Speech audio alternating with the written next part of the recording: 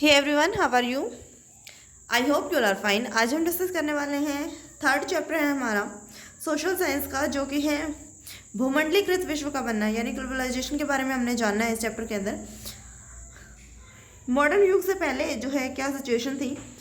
जब हम वैश्वीकरण की बात करते हैं, ग्लोबलाइजेशन की बात करते हैं, तो आमतौर पर एक ऐसी इकोनॉमिक सिस्टम है जो मोटे तौर पर पिछले 50 सालों में जो है उभर कर सामने आया है। लेकिन जैसा इस चैप्टर में हम देखेंगे कि ग्लोबलाइजेशन की वजह से जो है विश्व के बनने की प्रक्रिया, इसके माध्यम से जो है व्यापार, काम की तलाश में एक जगह से दूसरी जगह जाते हुए लोगों का पूंजी व व्यापार, बहुत सारी चीज़ों के वैश्विक आवाजाही एक लंबा इतिहास रहा है।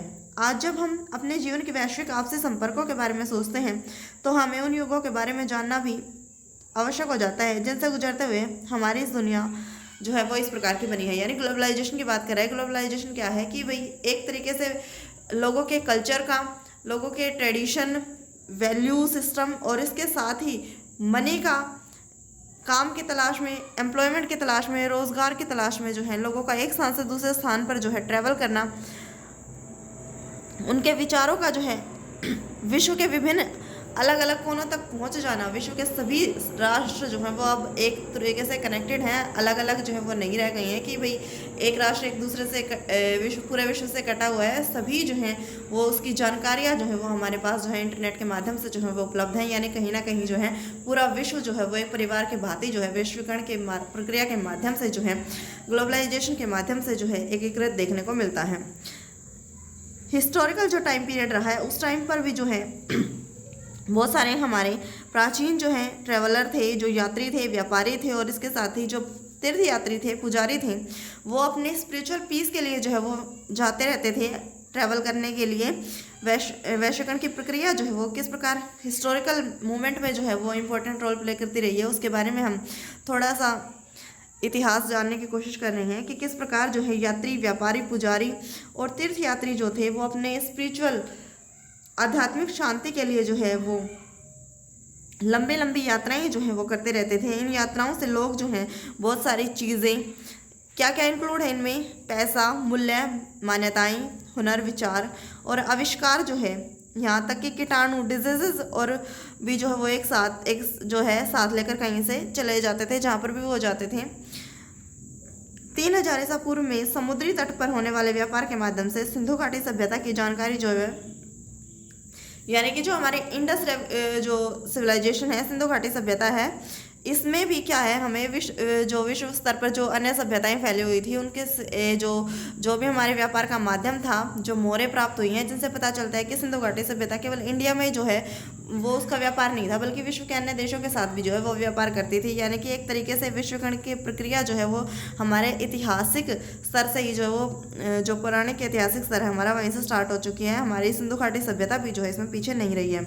इसके साथ ही हजारों साल से भी पहले जो है ज़्यादा समय तक मालदीव के समुद्र में पाई जाने वाली कोड़ियाँ,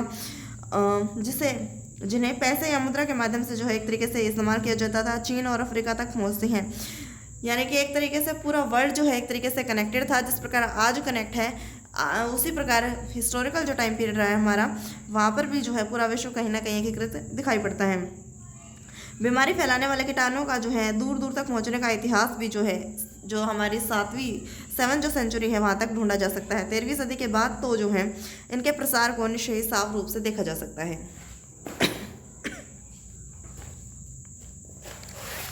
नेक्स्ट हेडिंग है हमारी सिल्क रूट, रेशम मार्ग के नाम से जिसे हम जानते हैं, से जो हमारा वर्ल्ड था वो किस प्रकार कनेक्ट हुआ, उसके बारे में हमें जानकारी दी गई है कि जो हमारा आधुनिक टाइम पीरियड है, इससे पहले के जो हमारा एंशिएंट टाइम पीरियड था, वहाँ पर जो है दुनिया के अलग अलग जो पार्ट थे, भाग थे, वहाँ पर जो है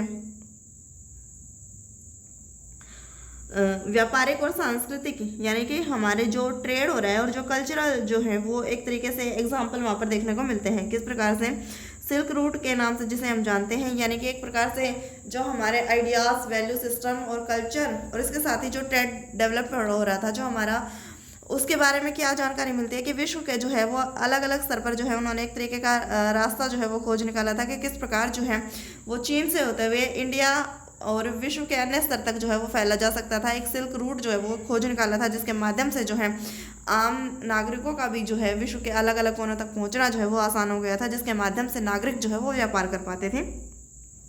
पश्चिम को भेजे जाने वाले चीनी रेशम, यहाँ पर इसका नाम जो है वो सिल्क रूट बेसिकली क्यों पड़ा है, तो उसके बारे में जानकारी दी गई है कि जो हमारे जो चीन जो है, यहाँ से जो रेशम जो है वो ज़्यादा यहाँ पर इम्पोर्टेंस था चीन में, और उसी को ध्यान में रखते हुए जो है एक तरीके से इसका नाम जो है वो सिल्क रूट यहाँ पर रख दिया गया है, क्योंकि यहाँ से ज़्यादा ट्रेड जो है वो इसी के माध्यम से किया जाता था। ये रास्ता जो है वो पूरे विश्व को जो है एक तरीके से जोड़ता था, एशिया को यूरोप, उत्तरी अफ्रीका से जोड़ता था, और इसके माध्यम से जो है वो विश्व के सभी व्यापार जो है वो चलते थे। इसी रास्ते से जो है चीनी पटरी जाती थी, और इसके साथ ही भारत दक्षिण पूर्व एशिया के कपड़े, मसाले और सोने चांदी जैसी धातुएं भी जो है वो इसी माध्यम से जो है वो होकर विश्व के अन्य कोने तक पहुंचती थी। अगली हेडिंग है हमारी भोजन की यात्रा, स्पेगेटी और आलू। जो आज हमारे खान पान है, एंशिएंट टाइम में भी जो है वो एक तरीके से उसका हिस्टोरिकल मूवमेंट हमें किस प्रकार देखने को मिलता है, उसके बारे में जानकारी दी गई है कि भी आज भी जो हमारे कल्चर हैं, जैसे इंडिया में जो फास्ट फूड इंट्रोड्यूस हुए वो बेसिकली इंडिया के कल्चर से तो नहीं आए हैं, वो वेस्टर्न कल्चर जो है वो यहाँ पर इंट्रोड्यूस किया जा रहा है। किस प्रकार लोगों ने जो है यहाँ पर आवाजाही की है, और किस प्रकार उनके जो हमारे कल्चर में जो है वो एक तरीके से इंक्लूड हो गई हैं फास्ट फूड वगैरह जो भी आइटम है, तो उसी के बारे में जो है इसी हिस्टोरिकल मूवमेंट में हमें किस प्रकार जानकारी दी गई है कि वहाँ पर भी जो है जब कल्चर आदान प्रदान हो रहा था सिस्टम का, तो वहाँ पर क्या है बहुत सारे व्यापारी और मुसाफिर जो है वो जो यहाँ पर ट्रैवल करने के लिए जो है जाते थे, और जो नई फसलें जो हैं वो अपने साथ लेकर आते थे। संभावना है कि दुनिया के विभिन्न भागों में झटपट तैयार होने वाले जो खाद्य पदार्थ हैं, जल्दी से जल्दी जो फूड जो है वो हमारा जो बनकर तैयार हो जाता है, उसमें सबसे पहले एग्जाम्पल दे रखा है जो है स्पेगेटी का, जो कि एक नूडल्स है। जैसे अभी वर्तमान समय में बहुत सारे नूडल्स की कंपनियां जो हैं वो आ गई हैं और काफ़ी लोकप्रिय भी है इंडिया में। माना जाता है कि नूडल्स का जो है वो जन्म कहाँ से है, चीन से हुआ है, और यहीं से जो है वो वेस्टर्न जो एरिया है वहाँ पर जो पहुँचा है, पश्चिम में यहाँ पहुँचा है, और वहाँ से जो है उन्होंने स्पेगेटी जो है नूडल्स का इनाम दे रखा है स्पेगेटी। यहाँ पर जो है चीन में जो है इसका जन्म हुआ है। यह संभव है कि पास्ता जो है वो अरब यात्रियों के साथ जो है 5वीं शताब्दी में सिसिली पहुंचा, जो कि अब इटली का जो है वो एक टापू है। यानी कि सिसिली में जो क्या प्रोडक्शन का माना जाता है कि जो पास्ता है उसका ओरिजिन कहाँ से हुआ है, यहीं से पास्ता का जो है ओरिजिन माना जाता है, जो कि वर्तमान समय क्या है इटली का एक टापू है। इसी समय के आहार जो है भारत और जापान में भी जो है पाए जाते हैं, इसलिए हो सकता है हम कभी न जान सके कि इनका जन्म कैसे हुआ होगा, फिर भी कुछ अनुमान जो है वो लगाए जा सकते हैं, जिसके आधार पर कहा जा सकता है कि आधुनिक काल से पहले भी लोगों के बीच जो है सांस्कृतिक लेन देन जो है वो एक तरीके से कल्चरल जो लेन देन है वो होता रहा होगा। जो हमारे बहुत सारी जो सब्जियां हैं जैसे कि आलू, सोया, मूंगफली, मक्का, टमाटर, मिर्च, शकरकंद और बहुत सारे ऐसे खाद्य पदार्थ लगभग 500 साल पहले जो है हमारे पूर्वजों के पास नहीं थे। यानी एंशिएंट टाइम में हमारे जो पूर्वज थे उनके पास जो है खाने के लिए जो सामग्री अभी हमने डिस्कस की, आलू, सोया, मूंगफली, ये सभी उस टाइम पर जो है वो उपलब्ध नहीं थी। इसका रीज़न क्या है, क्योंकि ये इंडिया में जो है वो नहीं होती थी, बल्कि ये खाद्य पदार्थ जो है यूरोप और एशिया में जब आए, जब क्रिस्टोफर कोलंबस जो है गलती से उन अज्ञात महाद्वीपों में पहुंच गए, जिन्हें बाद में अमेरिका के नाम से जाना गया। यानी कि अमेरिका से बेसिकली इनका ओरिजिन जो है वो माना जाता है। यहाँ अमेरिका का मतलब जो है उत्तरी अमेरिका, दक्षिण अमेरिका और कैरिबियन द्वीप समूह, इन तीनों को मिलाकर जो है वो यूएसए का जो है मतलब लिया जा रहा है, यूनाइटेड स्टेट ऑफ अमेरिका के बारे में। दरअसल हमारे बहुत सारे खाद्य पदार्थ जो हैं वो अमेरिका के मूल निवासी यानी अमेरिकन इंडियन से आए हैं। यानी कि हमारे जो भी मोस्टली जो फास्ट फूड हैं या और जो भी अभी हमने डिस्कस की पीछे सब्जियां हैं वो सभी कहाँ से आएंगी, वो हमारी यूएसए से आई हैं, अमेरिका से आई हैं। कई बार नई फसलों के आने से जीवन में ज़मीन आसमान का फ़र्क पड़ जाता है। जब ये फसलें इंडिया में इंट्रोड्यूस हुई या विश्व लेवल पर जब ये इंट्रोड्यूस हुई, उनके बारे में लोगों को जानकारी हुई, तो इन्होंने बड़े पैमाने पर लोगों ने क्या है इनका यूज़ करना जो है स्टार्ट कर दिया, जिसकी वजह से गरीबों की जो आम जिंदगी है वो काफ़ी तरीके से जो है बदल गई है। उनका भोजन जो है वो काफ़ी स्तर जो है वो बेहतर हो गया है। उनकी औसत उम्र जो है वो एज जो है वो उनकी बढ़ गई है। आयरलैंड के गरीब काश्तकार तो जो है आलू पर इस हद तक डिपेंडेंट हो जाते हैं कि 1840 का जो डिकेड है, जो दशक है, वहाँ पर मध्य में जब एक बीमारी इंट्रोड्यूस हो जाती है तो क्या है, आलू की फसल जो है वो पूरी तरीके से उस बीमारी के माध्यम से ख़त्म हो जाती है। तो लोग जो है भुखमरी के कारण जो है वो मौत के मुंह में चले गए, यानी कि एक तरीके से इतने ज़्यादा वो आलू पर ही डिपेंडेंट हो जाते हैं कि वो आलू की फसल ही जो है वो ज़्यादातर उगाना जो है स्टार्ट कर देते हैं। और जब एक बीमारी उसमें फसल में लग जाती है तो सारी फसलें जो है वहाँ पर बर्बाद हो जाती है और लोग जो है कहीं ना कहीं भुखमरी की चपेट में आ जाते हैं और लोगों की मृत्यु भी जो है इसमें देखने को मिलती हैं। नेक्स्ट हेडिंग है हमारी विजय, बीमारी और व्यापार। 16वीं सदी में जब यूरोपीय जहाज़ों ने एशिया तक का समुद्री रास्ता ढूंढा और वे पश्चिम सागर को पार करते हुए अमेरिका जा पहुंचे, तो विश्व जो पूर्व आधुनिक विश्व जो है वो बहुत छोटा सा दिखाई देने लगा। यानी कि ट्रैवल जो है वो काफ़ी ज़्यादा मात्रा में जो है इस टाइम पर होने लगा, जो क्योंकि समुद्री रास्ता जो है वो एक तरीके से ढूंढ लिया गया और सागर को पार करना जो है वो जो है आसान हो गया। और विश्व के जितने भी महाद्वीप हैं उनके माध्यम से और जो जितनी भी कंट्रीज़ हैं उनमें जो है पहुँचना जो है वो आसान हो गया और यहाँ पर जो है लोग जो है पहुँच रहे हैं। इससे पहले कई सदियों तक जो है हिंद महासागर के पानी में फलता फूलता व्यापार, तरह तरह के सामान, लोग के जो इमोशंस थे, उनकी नॉलेज थी, उनके परंपराएं थी, वो एक जगह से दूसरी जगह पर आ गई थी। भारतीय उपमहाद्वीप इन प्रभावों के माध्यम से जो है एक अहम बिंदु था। पूरे नेटवर्क में इस इलाके का भारी महत्व था, काफ़ी ज़्यादा इंपॉर्टेंट रोल जो है ये प्ले करने लग गया था। यूरोपियों के दाखिले से इस आवाजाही जो है ये यूरोपीय जब इसमें एंटर हुए तो यहाँ पर जो है इनका आवाजाही जो है वो काफ़ी ज़्यादा बढ़ गई। अपनी खोज के माध्यम से जो है लाखों साल से अमेरिका का दुनिया से कोई संपर्क नहीं था। जब तक अमेरिका के रास्ते की जो है खोज नहीं की गई थी तब तक जो है अमेरिका का काफ़ी ज़्यादा संपर्क जो है वो पूरे वर्ल्ड लेवल पर देखने को नहीं मिलता है। लेकिन जो 16वीं सेंचुरी आई है उस टाइम पीरियड पर क्या हुआ है, विशाल भूमि और बेहिसाब फसलें जो है खनिज पदार्थ हर जीवन में जो है रंग रूप बदलने लगे, यानी उनके बारे में जानकारी जो है वो प्राप्त होने लगी है। अगली हेडिंग क्या है हमारी, आज के पेरू मैक्सिको में मौजूद खानों से मिलने वाली जो बेशकीमती धातुएं, चांदी और यूरोप की जो संपदा है उसको इंक्रीज कर दिया है। पश्चिम एशिया के साथ होने वाले व्यापार जो है वो काफ़ी ज़्यादा, यानी कि जब ये खोजें हुई इनके माध्यम से जो है विश्व स्तर को जाना गया और उसके लिए अलग अलग जो समुद्री मार्ग है उनकी खोज हुई, तो वर्ल्ड लेवल पर जो है बहुत सारी चीज़ों का आना जाना जो है वो आसान हो गया और विश्व स्तर पर जो है बहुत सारी धातुएँ जो हैं वो अलग अलग जो कॉन्टिनेंट है वहाँ तक पहुँचाई जाने लगी। इसी प्रकार जो है अमेरिका जो है काफ़ी धन संपदा संपन्न जो है वो एक तरीके से वेल सेटल्ड जो है वो होने लगा और इसके साथ ही उन्होंने जो है नई खोजों का दौर जो है वो लगातार जारी रखा। नेक्स्ट है हमारा, जब 16वीं सदी के आते आते पुर्तगाली स्पेनिश सेनाओं की विजय का सिलसिला शुरू हुआ तो उन्होंने अमेरिका को जो है उपनिवेश बनाना शुरू कर दिया। अमेरिका के बारे में जब लोगों को जानकारी प्राप्त हुई और उसके बारे में जैसे भी अभी हमने डिस्कस किया था कि किस प्रकार 16 जो सेंचुरी हमारी आई है तो वहाँ पर जो पुर्तगाली और स्पेनिश सेनाएं जो हैं वो एक तरीके से उनकी विजय का सिलसिला स्टार्ट हो जाता है और उन्होंने जो है अमेरिका को उपनिवेश बनाना जो है वो स्टार्ट कर दिया है। यूरोपीय सेनाएं केवल सैनिक ताकत के दम पर ही नहीं जीतती थी, सैनिक हथियारों के साथ साथ शक्तिशाली हथियारों में परंपरागत किस्म का जो सैनिक हथियार तो था ही, इसके साथ ही वहाँ पर जो है यानी कि युद्ध जो है बेसिकली केवल हथियारों के माध्यम से नहीं लड़े जा रहे थे, उसके लिए अलग अलग तरह के हथकंडे जो है वो अपनाए जा रहे थे। उसके लिए क्या है इसमें दिया गया है कि किस प्रकार जो है हथियार के रूप में उन्होंने जो है चेचक के इस कीटाणु का जो है वो इस्तेमाल किया और जो स्पेनिश सैनिक अफसरों के साथ वहाँ पर अमेरिका में जा पहुँचा। लाखों सालों से जो है दुनिया को अलग थलग रहने के कारण जो अमेरिका जो लोग थे वहाँ का जो इम्यून सिस्टम है वो काफ़ी ज़्यादा वीक था, जिसके कारण जो है इन लोगों तक डिजीज़ को पहुँचाना जो है वो काफ़ी आसान हो गया था। जिसके कारण क्या हुआ है, फलस्वरूप इस स्थान पर क्या है, चेचक बहुत ही मारक एक बीमारी जो है वो भयंकर बीमारी जो है वो साबित हो रही है। यहाँ पर जो है संक्रमण काफ़ी पूरे महाद्वीप में फैल गया है। यूरोपियन लोग जो यहाँ पर नहीं पहुँचे थे वे भी इसकी चपेट में जो है वो एक तरीके से आने लगे हैं। इसने पूरे समुदाय को जो है पूरी तरीके से ख़त्म कर डाला है और घुसपैठियों की जीत का रास्ता जो है वो एक तरीके से आसान करता है। यानी कि उन्होंने जो स्पेनिश और जो अभी हमने पीछे डिस्कस किया था जो पुर्तगाली व्यक्ति हैं वो युद्ध किस प्रकार लड़ रहे हैं, एक तरीके से उन्होंने यहाँ पर अमेरिका में जो है एक बीमारी जो है वो इंट्रोड्यूस कर दी है जिसका नाम है चेचक, जिसके माध्यम से वहाँ पर क्या है लोगों का इम्यून सिस्टम वीक था, जिसके कारण क्या हुआ है ये लोग जो है बीमार पड़ गए हैं और उनकी काफ़ी ज़्यादा एक भयंकर वायरस का रूप जो इन्होंने ले लिया और एक तरीके से क्या हुआ है यहाँ पर पूरे महाद्वीप जो है वो पूरी तरीके से बीमारियों की चपेट में जो है पूरा जो है आता चला जाता है। और इसके बाद क्या हो जाता है, घुसपैठी जो है उनके लिए यहाँ पर अटैक करना जो ईजी हो जाता है। बंदूकों को तो कोई भी खरीद कर या छीनकर हमलावरों के खिलाफ जो है इस्तेमाल कर सकता था, उनका यूज़ किया जा सकता था।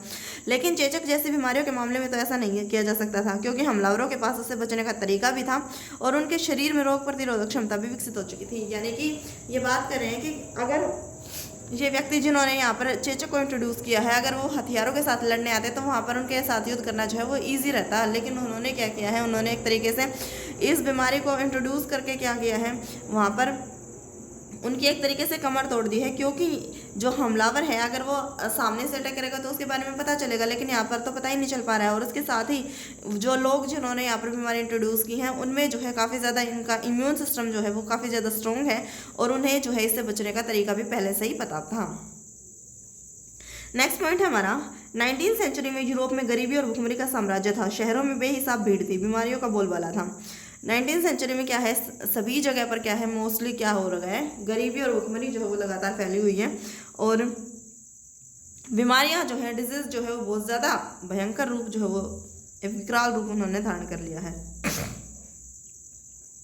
धर्म के नाम पर जो है टकराव लोगों के बीच होते रहते थे। धार्मिक या संतुष्ट जो व्यक्ति थे उनको कड़ा दंड जो एक तरीके से मिलता था। इस वजह से हजारों लोग यूरोप से भागकर जो है वो अमेरिका आ गए हैं। 18वीं सेंचुरी में अमेरिका में अफ्रीका से पकड़कर लाए गए गुलामों को काम में झोंक कर यूरोपीय बाजार के लिए कपास और चीनी का उत्पादन जो है वो किया जाने लगा। यानी कि ये लोग जो जिन्हें यहाँ से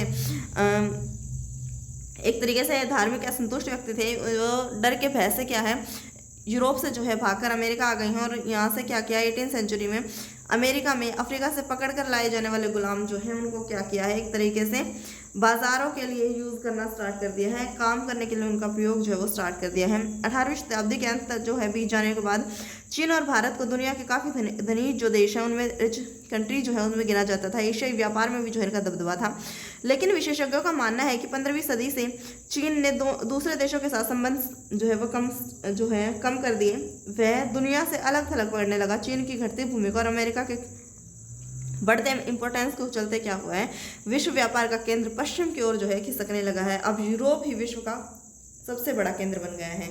यानी कि यहाँ पर जो सिचुएशन आई है क्या है, 18वीं सेंचुरी में इंडिया और चीन जो है वो एक तरीके से मार्केट का जो है काफ़ी बड़ा प्लेस माने जाते थे। ये काफ़ी धनी थे, अमीर थे ये कंट्री, और एशिया में जो है इनका पूरा एक तरीके से इफेक्ट था, दबदबा था। लेकिन विशेषज्ञों का मानना है कि 15वीं शताब्दी के बाद जब चीन ने जो है अपने कदम पीछे हटा लिए, चीन ने जो है कम जो है व्यापार में कमी कर दी, अपने संबंध जो है विश्व के साथ कम कर लिए, दुनिया से अलग थलग एक तरीके से रहने लगा, तो उसके बाद जो है अमेरिका की इम्पोर्टेंस जो है वो काफ़ी ज़्यादा बढ़ गई। और एक तरीके से देखा जाए तो उन्होंने क्या किया है, पूरा का पूरा जो विश्व व्यापार का केंद्र जो है वो एक तरीके से यूरोप को बना लिया है।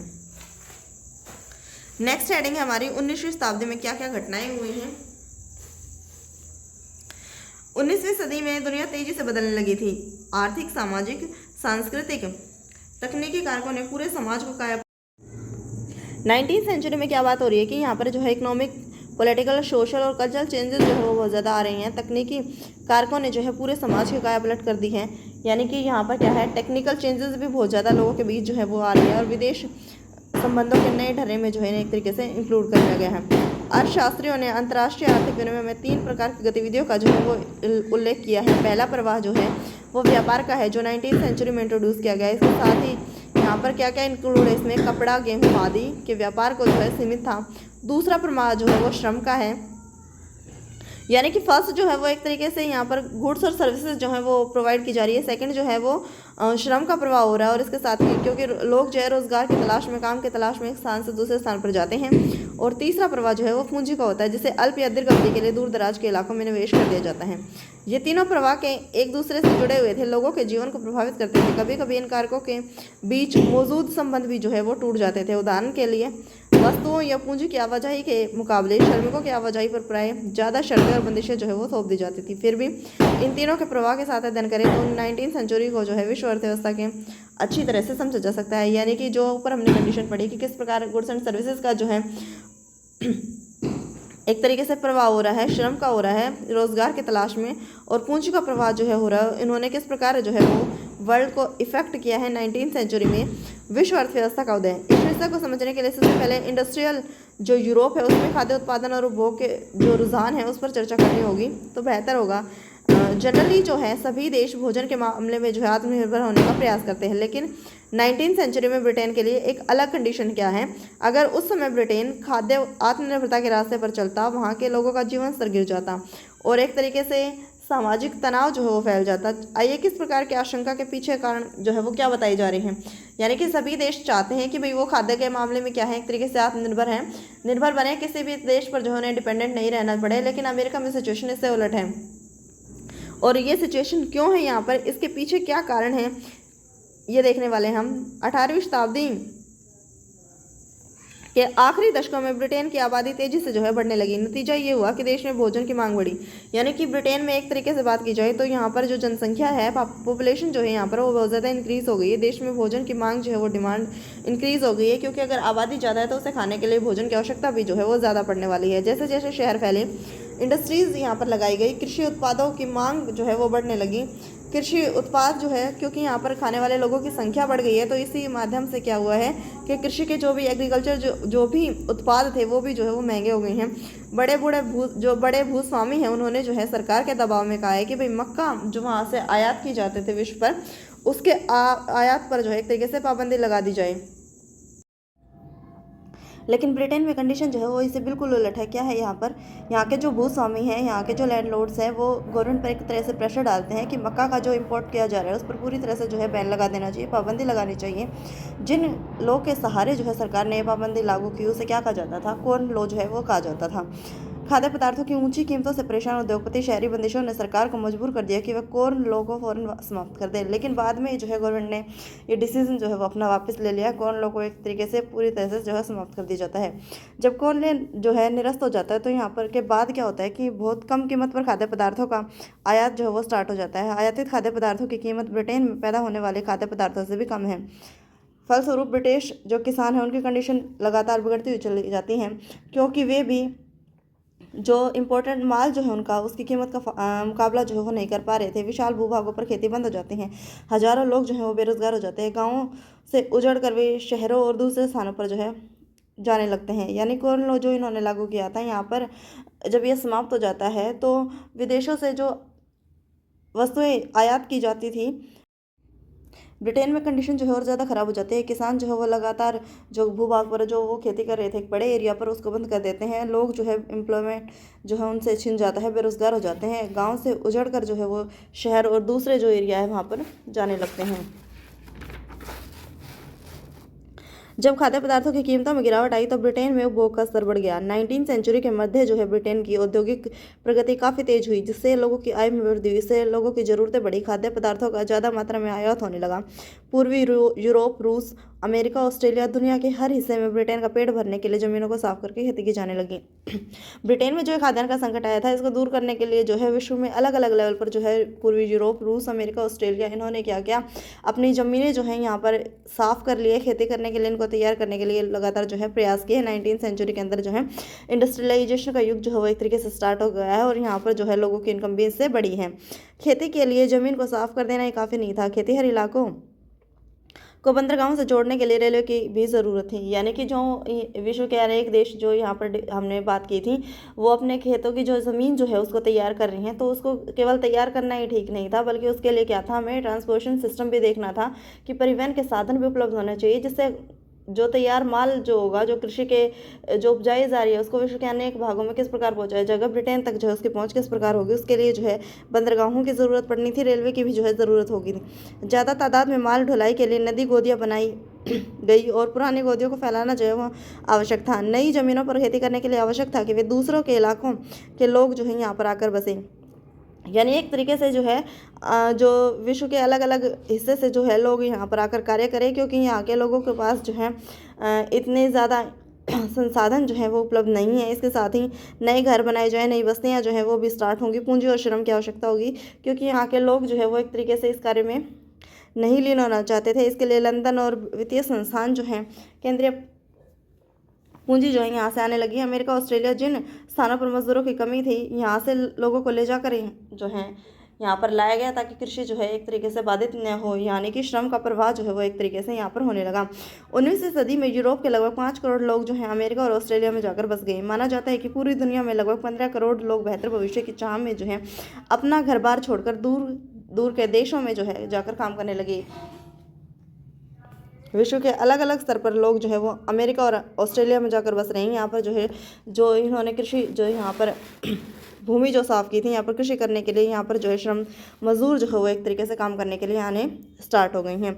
1890 में क्या होता है, वैश्विक कृषि अर्थव्यवस्था सामने आ चुकी थी। इस घटनाक्रम के साथ ही श्रम विस्थापन, अभी हमने देखा है किस प्रकार लेबर जो है वो यहाँ पर आ रहे हैं, पूंजी का प्रवाह हो रहा है, एनवायरनमेंट चेंज कैसे हो रहे हैं, और इसके साथ ही टेक्नोलॉजी जो है वहाँ भी चेंज हो चुकी थी। अब भोजन किसी आसपास के गांव या कस्बे से नहीं बल्कि हज़ारों मील दूर से आना था। अपने खेतों पर काम करने वाले किसान ही खाद्य पदार्थ तैयार नहीं कर सकते थे। अब ये ऐसे औद्योगिक मजदूर करने लगे थे जो संभवतः हाल ही में वहाँ पर आए थे। ऐसे खेतों में काम करने के लिए जहाँ महज एक पीढ़ी पहले संभवतः ठेठ जंगल में रह रहे होंगे।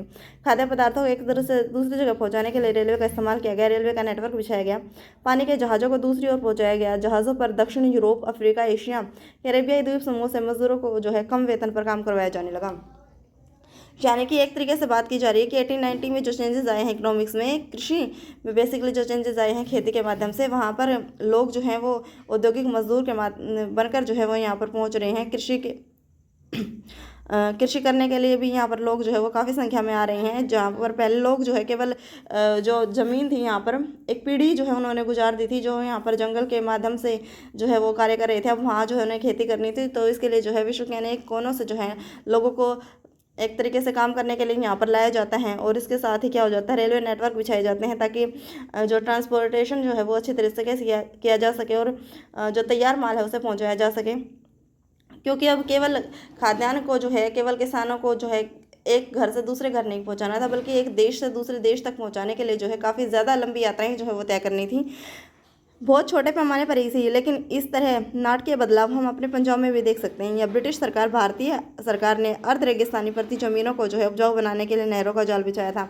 यानी कि इस प्रकार के चेंजेस केवल ब्रिटेन में हुए। अगर हम एंशियंट हिस्ट्री में जाकर देखें तो इसी प्रकार के जो चेंजेस है वो हमें ब्रिटेन जो कॉलोनी था यहाँ पर, तो वहाँ पर भी देखने को मिल सकता है कि पंजाब में किस प्रकार जो है गवर्नमेंट के द्वारा यहाँ पर नहरों का जाल बिछाया गया था ताकि निर्यात के लिए गेहूं और कपास की खेती जो है की जा सके। नई नहरों की सिंचाई वाले इलाकों में पंजाब के अन्य स्थानों को लाकर जो है लोगों को बसाया गया था, ताकि जिसे क्या कहा जाता था, नहर बस्ती के रूप में भी जाना जाता था। भोजन तो सिर्फ एक उदाहरण मात्र है। कुछ ऐसी ही कहानी कपास की भी रही है जिसकी दुनिया की बड़े पैमाने पर जो है खेती की जानी थी ताकि ब्रिटिश कपड़ा मिलों की मांग को पूरा किया जा सके। यानी कि सिर्फ खाने के लिए ही नहीं बल्कि और जो वस्तुएं हैं उनके लिए भी जो है ऐसे ही एग्जाम्पल हमें देखने को मिलते हैं, चाहे वो कपास की बात हो या फिर रबड़ की बात हो। ऐसे ही एग्जाम्पल जो है वो हमें देखने को मिलते हैं। अगला है हमारा टेक्नोलॉजी ने इसके में क्या इंपॉर्टेंट रोल प्ले किया है। इस घटनाक्रम में तकनीक की क्या भूमिका रही। रेलवे, भाप के जहाज़, टेलीग्राफ, ये सब तकनीकी बदलाव महत्वपूर्ण रहेंगे। इनके बिना जो है 19वीं सेंचुरी के जो चेंजेस हैं उनकी इमेजिनेशन नहीं की जा सकती हैं।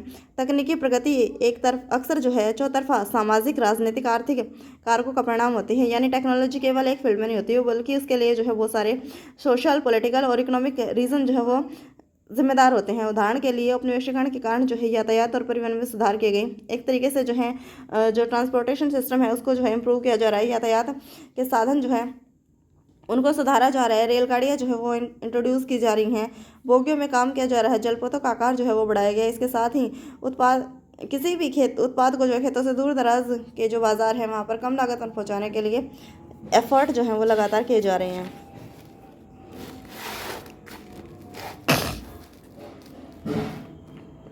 एक ऐसा ही एग्जाम्पल इसमें मांस के उत्पादन के बारे में लिया गया है कि किस प्रकार टेक्नोलॉजी का जब इंट्रोड्यूस हुआ तो यहाँ इससे पहले क्या था कि जिंदा जानवरों को जो है ये लोग अपने साथ विश्व के कोने में जो है वो एक तरीके से किस प्रकार लेकर जाते थे। जब टेक्नोलॉजी का इंट्रोड्यूस हुआ, रेफ्रिजरेटर जब यूज़ किए गए तो उसके मांस को जो है उन्होंने किस प्रकार जो है वो यूज़ किया उसके बारे में जानकारी जो है यहाँ पर दी गई है। 19वीं सदी के आखिर में उपनिवेशवाद। 19वीं सदी के आखिर दशकों में व्यापार जो है वो काफ़ी तेज़ी से बढ़ता है। बाजार में तेज़ी जो है वो आ जाती है। ये केवल फैलते व्यापार और संपन्नता का दौर ही नहीं था, हमें इजाफे विश्व अर्थव्यवस्था के साथ जो है निकटता के साथ परिणाम यह हुआ कि दुनिया के विश्व के अलग अलग भाग जो है वहाँ पर जो है फ्रीडम और जो आजीविका के साधन जो है वो एक तरीके से छीनने लगे। 19वीं सदी के आखिरी दशकों में यूरोप की विजय ने बहुत सारे कष्टप्रद आर्थिक, सामाजिक और पारिस्थितिकीय परिवर्तन जो है वो लाए गए और औपनिवेशिक समाजों को विश्व अर्थव्यवस्था में समाहित कर लिया गया।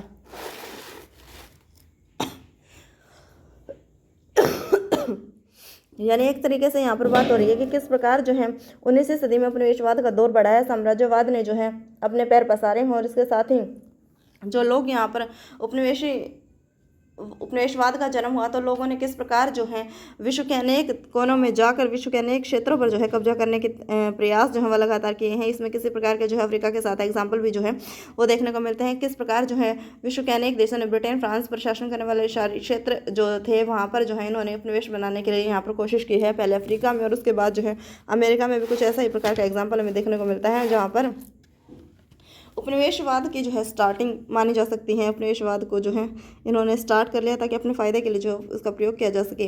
रिंडरपेस्ट या मवेशी प्लेग अफ्रीका में 1890 के दशक में जो है एक भयंकर बीमारी जो होती है जिससे फैल जाती है, जिसे मवेशियों में प्लेग की तरह फैलने वाली बीमारी को लोगों को जो है आजीविका और स्थानीय जो अर्थव्यवस्था है उस पर गहरा असर पड़ता है।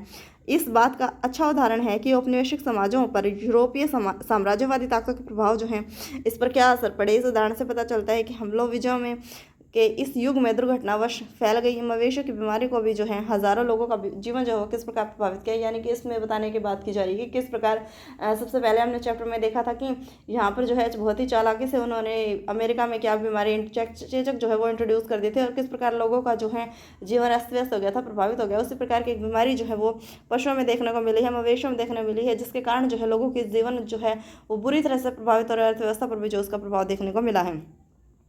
प्राचीन काल से ही अफ्रीका में ज़मीन की कोई भी कमी नहीं रही है, जबकि वहाँ पर आबादी जो है वो कम थी। यानी कि लैंड की कमी अफ्रीका में रही ही नहीं है, लेकिन पॉपुलेशन जो है वो यहाँ पर बहुत ज़्यादा कम थी। सदियों से अफ्रीकियों की ज़िंदगी व कामकाज ज़मीन, पालतू पशुओं के सारे ही जो वो चलती आई हैं। वहाँ पैसे या वेतन पर जो है काम करने का चलन नहीं था। यानी कि ये लोग अपना आजीविका कैसे साधन चलाते थे, ये जो है मवेशी पशु जो है वो इनके माध्यम से ही जो अपने आजीविका चला रहे थे।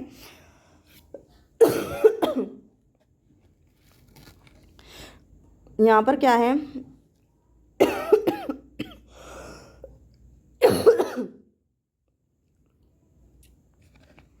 19वीं सदी के आखिर में अफ्रीका जो है ऐसे उपभोक्ता सामान जो है वो बहुत कम थे जिन्हें वेतन के पैसे से खरीदा जा सकता है।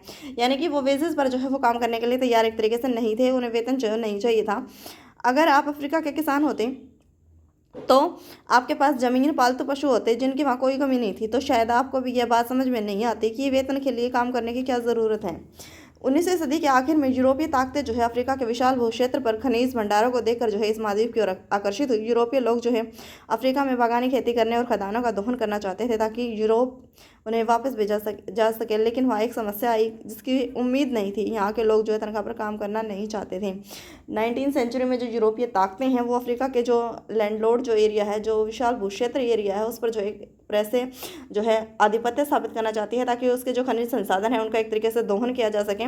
उन्होंने उसके जो खनिज संपदा थी उन्होंने जो है इन लोगों को यहाँ पर आकर्षित किया ताकि एक तरीके से वो यहाँ पर लूटपाट मचा सके और अपने देश को जो है आर्थिक रूप से समृद्ध बना सके। लेकिन यहाँ पर एक सबसे बड़ी समस्या उन लोगों के सामने क्या आई कि यहाँ के लोग जो है वो तनख्वाह पर भी काम करने के लिए, सैलरी पर भी काम करने के लिए एक तरीके से रेडी नहीं है। मजदूरों की भर्ती उन्होंने अपने पास रोके रखने के लिए मालिकों ने जो है बहुत सारे हथकंडे जमा किए उन्होंने, लेकिन उनकी बात जो है वो नहीं मानी गई। उन पर भारी भरकम कर लाद दिए गए जिसका भुगतान केवल तभी किया जा सकता था। यानी कि उन्होंने जो है यहाँ पर गुलाम बनाने के लिए लोगों को क्या किया है, एक तरीके से मजदूरों को जो है अपने पास रोके रखने के लिए यहाँ पर बहुत सारे जो हैं टैक्सेस जो हैं उन पर लगा दिए गए ताकि और जिनका भुगतान केवल तभी किया जा सकता है जब करदाता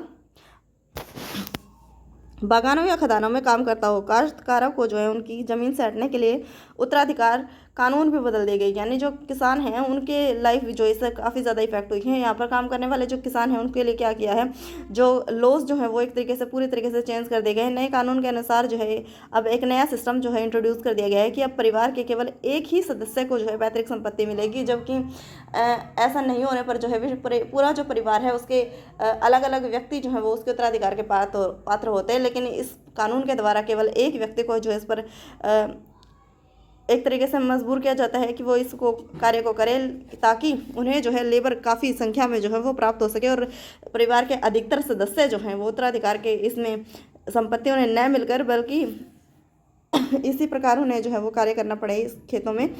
और अगले क्या है, इस कानून के जरिए परिवार के बाकी लोगों को जो है श्रम बाजार में ढकेलने का जो है एक तरीके से प्रयास किया गया। खान कर्मियों को जो है बड़े जो बाड़े थे उनमें बंद कर दिया गया, खुलेआम घूमने फिरने तक भी जो है उन पर पाबंदी लगा दी जाती है।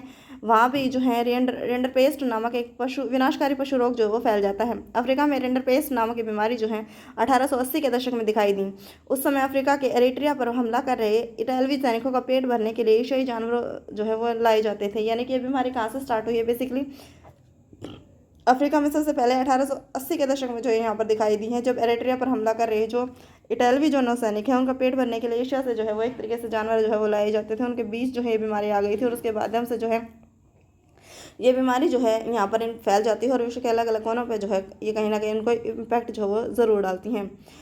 पशुओं के खत्म हो जाने से अफ्रीका की रोजी रोटी के साधन जो है एक तरीके से खत्म हो जाते हैं। सत्ता को मजबूत करने और अफ्रीका को श्रम बाजार को धकेलने के लिए जो है बागान मालिक, खान मालिकों और श्रम बाजार औपनिवेशिक जो सरकार है उन्होंने बचे खुचे पशु भी जो है एक तरीके से कब्जे ले लिए हैं और अफ्रीका के लोगों को जो है एक तरीके से पूरी तरह से उन्हें विवश किया जा रहा है कि वो किसी प्रकार भी जो है श्रम के बाजार में काम करने के लिए तैयार हो जाएं।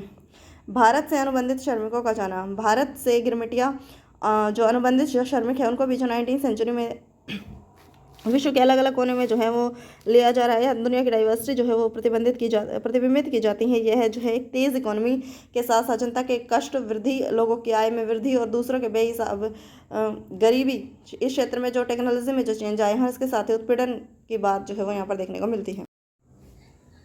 19वीं सदी में भारत और चीन के लाखों मजदूर जो है बागानों, खदानों और सड़क व रेलवे निर्माण परियोजनाओं में काम करने के लिए दूर दूर के देशों में ले जाया जाता था।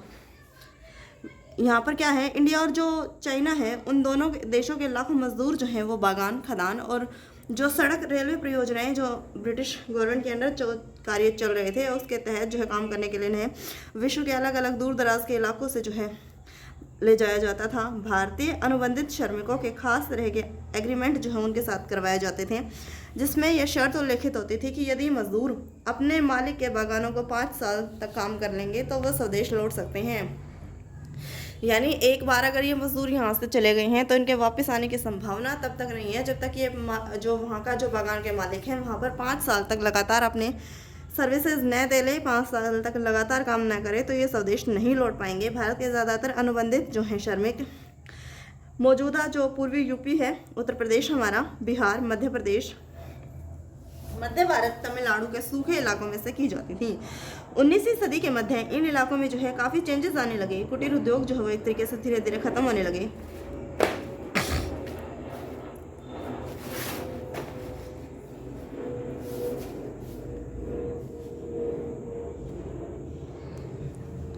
जमीन का भाड़ा बढ़ गया, खानों बागानों में काम करने के लिए जो है ज़मीनों को साफ किया जाने लगा।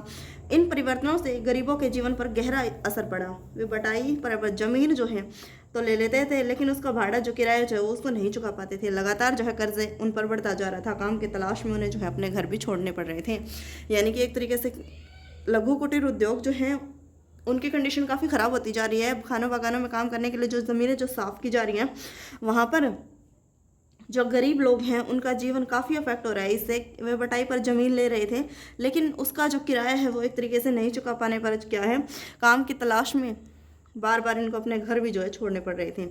भारतीय अनुबंधित श्रमिकों को जो है मुख्य रूप से कैरिबियाई जो द्वीप समूह है, इसमें कौन कौन शामिल है, त्रिनिदाद, गुयाना, सूरीनाम, मॉरिशस व फिजी ले जाया जाता था। तमिल अप्रवासी सिलोन, मलाया में जाकर जो है वो कार्य करते थे। बहुत सारे श्रमिक जो है अनुबंधित जो श्रमिक हैं उनको असम में चाय के बागानों में काम करने के लिए भी ले जाता था। यानी विश्व के अलग अलग दूर दराज के एरिया जो है वहाँ पर इनको भेजा जा रहा है, जिसमें कैरिबियाई द्वीप समूह जो है त्रिनाद, गुयाना और सूरीनाम यहाँ पर भेजा जा रहा है। मलेशिया और फिजी में भी जो है इनको भेजा जा रहा है। इसके साथ ही मॉरिशस और जो इंडिया है यहाँ पर असम के जो चाय के बागान हैं वहाँ पर इनको काम करने के लिए जो है इनको यहाँ पर भी भेजा जा रहा है। एक तरीके से मजदूरों की भर्ती का काम जो है मालिक के एजेंट जो है वो एक तरीके से कार्य करते थे। एजेंट को जो है इन्हें भर्ती करने के लिए कमीशन मिलता था, पैसे मिलते थे। बहुत सारे अप्रवासी जो हैं अपने गाँव में होने वाले उत्पीड़न और गरीबी से बचने के लिए इनके एग्रीमेंट जो है उनको मान लेते थे। एजेंट भी भावी अप्रवासियों को फुसलाने के लिए झूठी जानकारियाँ देते थे। कहाँ जाना है, यात्रा के साधन क्या होंगे, कितना काम करना होगा, क्या काम करना होगा, नई जगह पर काम करने और वहाँ की कंडीशन जो है वो किस प्रकार होंगी उसके बारे में उन्हें सही सही जानकारी जो है वो नहीं दी जा रही है। और बहुत सारे जो अप्रवासी जो हैं उन्हें तो ये भी नहीं बताया जाता कि उन्हें कितनी लंबी यात्रा पर जाना है, समुद्री यात्रा पर जाना है। अगर कोई अनुबंध जो है मजदूर उसके लिए तैयार नहीं होता तो एजेंट जो है उसका अपहरण भी कर लेते थे। यानी कि ब्रिटिश गवर्नमेंट जो है उन्होंने एक तरीके से पूरी तरह से एजेंट जो है यहाँ पर अलग अलग स्थानों पर स्थापित कर दी है ताकि इनके माध्यम से जो है उन्हें अपना काम जो है बागानों में स्टार्ट कर सके। और इसके लिए जो है उन्हें एजेंटों को जो है पैसा मिलता था, कमीशन उन्हें मिलता था गवर्नमेंट के द्वारा। इसके द्वारा बहुत सारे जो अप्रवासी थे वो क्या रहे थे, जो ये एजेंट क्या करते, ये इन लोगों को जो है झूठी जानकारी प्रदान करते। इन्हें कोई भी कंडीशन पता नहीं होती कि उन्हें क्या काम करना है, कहाँ जाना है, कितनी दूर यात्रा होगी और कितने पैसे जो है इन्हें किस प्रकार के मिलेंगे। अलग तरीके से जो है एक तरीके से अपनी बातों में फंसा कर जो है ये इन्हें लेकर जा रहे हैं। और इसके साथ ही अगर कोई एग्रीमेंट करने के लिए मजदूर जो है वो तैयार नहीं है तो उसका अपहरण भी जो है यहाँ पर कर लिया जाता है। 19वीं सदी के इस अनुबंध की व्यवस्था ने बहुत सारे लोगों को जो है नई दास प्रथा का भी नाम दिया। बागानों में कार्यस्थल पर पहुंचने के बाद जो है मजदूरों को पता चलता कि वे जैसी उम्मीद कर रहे थे वहाँ तो वैसे कंडीशन है ही नहीं। नई जगह का जीवन जो है कार्य और कठोर स्थितियों से भरा हुआ है। मजदूरों के पास जो है कानूनी अधिकार भी कहने को नहीं थे। यानी कि जब वो वहाँ पर जाकर देखते, वहाँ पर रहते तो उन्हें पता चलता कि कितनी बुरी कंडीशन में उन्हें काम करना होगा। और उसके लिए जो जो जो उम्मीद वो साथ लेकर आए थे वो उम्मीद जो है वो कहीं ना कहीं टूट जाती है। और उनके पास कोई भी लीगल राइट जो है वो नहीं है। इसके बावजूद मजदूरों ने भी अपनी ज़िंदगी बसर करने के लिए जो है अनेक तरीके जो है वो ढूंढ निकाले हैं। और इसके साथ ही क्या हुआ है, इसके बावजूद मजदूरों ने तरीके ढूंढ निकाले, बहुत सारे तो भागकर जंगलों में ही चले गए। अगर ऐसे मजदूर पकड़े जाते तो उन्हें भारी सजा दी जाती थी। जो ये मजदूर यहाँ से निकल कर जा रहे हैं, एक तरीके से अगर उन्हें पकड़ लिया जाता तो इन्हें कंडीशन जो है बहुत ज़्यादा भारी जो है वो सजा दी जाती थी। बहुतों ने अपनी पुरानी और नई संस्कृति का मिश्रण करते हुए व्यक्तिगत और सामूहिक आत्मव्यक्ति के नए रूप खोज निकाल लिए। त्रिनिदाद के मुहर्रम के एक सालाना जुलूस को एक विशाल उत्सवी मेले में जो है वो इंट्रोड्यूस कर दिया गया है। इस मेले को जो है होसे इमाम हुसैन के नाम पर जो है दिया गया। उसमें सभी धर्म व नस्लों के मजदूर जो है वो एक तरीके से पार्टिसिपेट करते थे। और इसी प्रकार जो है रास्ताफरियानवाद नामक धार्मिक विद्रोही जो है, जिनके जमैका के रह गए गायक जो बोब हैं मार्ले ने यहाँ पर काफ़ी शिखर पर इसे पहुँचा दिया था। भारतीय प्रवासी और कैरेबियाई द्वीप समूह के बीच जो है इनकी झलक देखी जा सकती है। यहाँ पर इसे जो है चटनी म्यूज़िक भी जो है एक तरीके से अप्रवासियों के वहाँ पहुँचने पर काफ़ी जो रचनात्मकता है वो देखी जा सकती है। जो कल्चरल जो चेंजेस आ रहे हैं, जो पार्टिसिपेट यहाँ पर हो रहे हैं, वैश्विक दुनिया के उदय का जो है एक प्रकार है।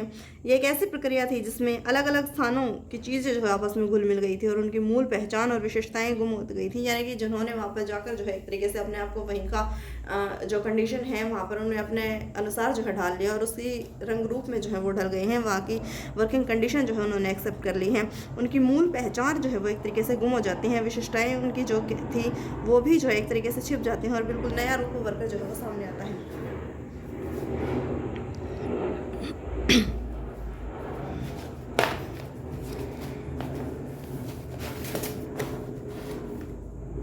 ज़्यादातर अनुबंधित श्रमिक जो है अनुबंध समाप्त हो जाने के बाद भी वापस नहीं लौटे। उसके पीछे रीज़न क्या है? जो वापस लौटे उनमें से भी अधिकांश यहाँ केवल कुछ समय के लिए बिताकर वापस चले गए। यानी कि उसके बाद जो है वो यहाँ से वापस लौट गई हैं, नए ठिकानों की तलाश में जो है यहाँ पर से वापस चले गए। इसी कारण इन देशों में भारतीय मूल के लोगों की संख्या जो है बहुत ज़्यादा मात्रा में देखी जाती है। क्या आपने नोबेल पुरस्कार विजेता साहित्यकार जो है वी एस नायपॉल, उनका नाम सुना है? इनमें से ही वेस्ट इंडीज़ के खिलाड़ी हैं शिवरेन चंद्र पॉल, उनका नाम भी सुनाई दिया होगा। क्योंकि ये सभी लोग जो हैं एक तरीके से माना जाता है कि ये भारतीय जो यहाँ पर जाकर बसे थे उन्हीं के जो हैं वो एक तरीके से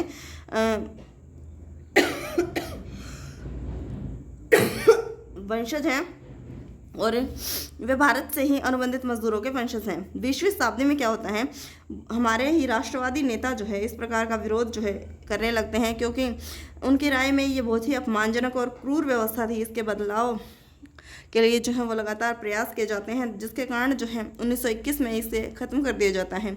लेकिन इसके बाद भी कई दशक तक जो है एग्रीमेंट कि जो मजदूरों के वंशज जो थे वो कैरिबियाई द्वीप समूह में बेचैन अल्पसंख्यकों का जीवन जो है वो यहाँ पर जीते रहे। वहाँ के लोग जो है इन्हें कुली मानते थे और उनके साथ जो है एक तरीके से कुलियों जैसा व्यवहार किया जाता था। नायपॉल ने अपने कुछ प्रारंभिक उपन्यासों में विछोह और परायेपन के इस एहसास को जो है वो देखा जा सकता है। विदेश में भारतीय उद्यमी विदेश में भारतीय उद्यमी विश्व बाजार के लिए खाद्य पदार्थ व फसलें उगाने के वास्ते पूंजी की आवश्यकता होती थी। बड़े बागानों के लिए तो बाजार और बैंकों से पैसा लिया जा सकता था, लेकिन छोटे मोटे किसानों का क्या होता, यानी कि बड़े बड़े जो उद्योगपति हैं या जो बागान चला रहे हैं उसके मालिक, वो तो बाजार और बैंकों से पैसा ले सकते हैं, लेकिन छोटे के जो किसान हैं हमारे, उनकी कंडीशन क्या है, वो किस प्रकार से जो है वो लोन ले रहे थे, उसके बारे में हमें डिस्कस करना है इस चैप्टर के अंदर। यहीं से जो है देसी साहूकार और महाजन दृश्य में आते हैं। क्या आपने शिकारीपुरी ऑफ नट्टू कोटाई चेटियारों के बारे में सुना है? ये उन बहुत सारे बैंकरों और व्यापारियों में से एक थे जो मध्य व दक्षिण पूर्व एशिया में निर्यात उन्मुखी खेती के लिए कर्जे देते थे। यानी एक प्रकार का जो है कर्जे का माध्यम कौन है, ये संगठन जो है वो एक तरीके से है, जो ये व्यक्ति जो है ये दक्षिण पूर्व एशिया के लोगों को जो है निर्यात करने के लिए जो पैसे जो है वो कर्ज पर दे रही हैं, इसके लिए वे या तो अपनी जेब से पैसा लगाते थे या यूरोपीय बैंक जो है यहाँ से कर्जे लेते थे। उनके पास दूर दूर तक पैसे पहुँचाने की एक व्यवस्थित पद्धति जो है वो उन्होंने डेवलप कर ली थी। यहाँ तक कि उन्होंने जो कमर्शियल ऑर्गेनाइजेशन है, जो व्यावसायिक हमारे संगठन है, उनके क्रियाकलापों के देशी स्वरूप भी जो उन्होंने यहाँ पर इंट्रोड्यूस कर लिए थे, विकसित कर लिए थे। अफ्रीका में यूरोपीय उपनिवेशों के पीछे पीछे भारतीय व्यापारी महाजन भी जा पहुँचे। उसके बाद जो है इंडियन जो व्यापारी हैं और जो महाजन है वो भी वहाँ पर चले जाते हैं। उसके बाद जो है हैदराबादी सिंधी व्यापारी तो यूरोपीय उपनिवेशों से भी आगे तक जो है वो चले जाते हैं। 1860 के दशक से उन्होंने दुनिया भर के बंदरगाहों पर अपने बड़े बड़े एम्पोरियम जो है वो स्थापित कर लिए हैं। इन दुकानों में सैलानियों का आकर्षक स्थानीय और विदेशी चीज़ें जो है वो यहाँ से प्राप्त होती थी। ये एक फलता फूलता कारोबार था, क्योंकि सुरक्षित और आरामदेह जलपथों के आने से सैलानियों की संख्या भी जो है लगातार बढ़ती जा रही थी, दिनों दिन बढ़ रही थी। भारतीय व्यापार, उपनिवेशवाद और वैश्विक व्यवस्था। भारत में पैदा होने वाली महीन कपास का यूरोपीय देश को जो है निर्यात किया जाता था। औद्योगिकरण के बाद ब्रिटेन में भी कपास का उत्पादन होने लगा। भारत में जो है एक महीन प्रकार की कपास जो है उगाई जाती है, जिसका यूरोपियन जो कंट्रीज हैं वहाँ पर इसको बेचा जाता था, निर्यात किया जाता था। भारतीय व्यापार, उपनिवेशवाद और वैश्विक व्यवस्था। भारत में पैदा होने वाली महीन कपास जो है यूरोपीय देशों में निर्यात किया जाता था। यानी कि इंडिया में जो कपास पैदा होती है वो एक प्रकार से जो है महीन कपास जो है यहाँ उत्पादित की जाती थी, और यूरोपियन जो कंट्रीज हैं वहाँ पर जो है इसको निर्यात किया जाता था। जब औद्योगिकरण की प्रक्रिया हुई तो उसके बाद जो है ब्रिटेन में भी कपास का उत्पादन जो है वो इंक्रीज हो गया। ब्रिटेन में भी कपास का उत्पादन जो है वो बढ़ गया। इसी कारण वहाँ के जो उद्योगपति हैं उन्होंने गवर्नमेंट को प्रेशराइज किया कि वे कपास के आयात पर रोक लगाए। यानी कि इंडिया और बाकी जो कंट्रीज है जो कपास वहाँ पर पहुँच रहा था, एक तरह से उन्होंने गवर्नमेंट को प्रेशराइज किया कि भाई वो अब उसको जो आयात जो है उस पर रोक लगा दे, उसको बंद कर दे एक तरीके से, जो ताकि स्थानीय जो उद्योग हैं उनकी रक्षा की जा सके। फलस्वरूप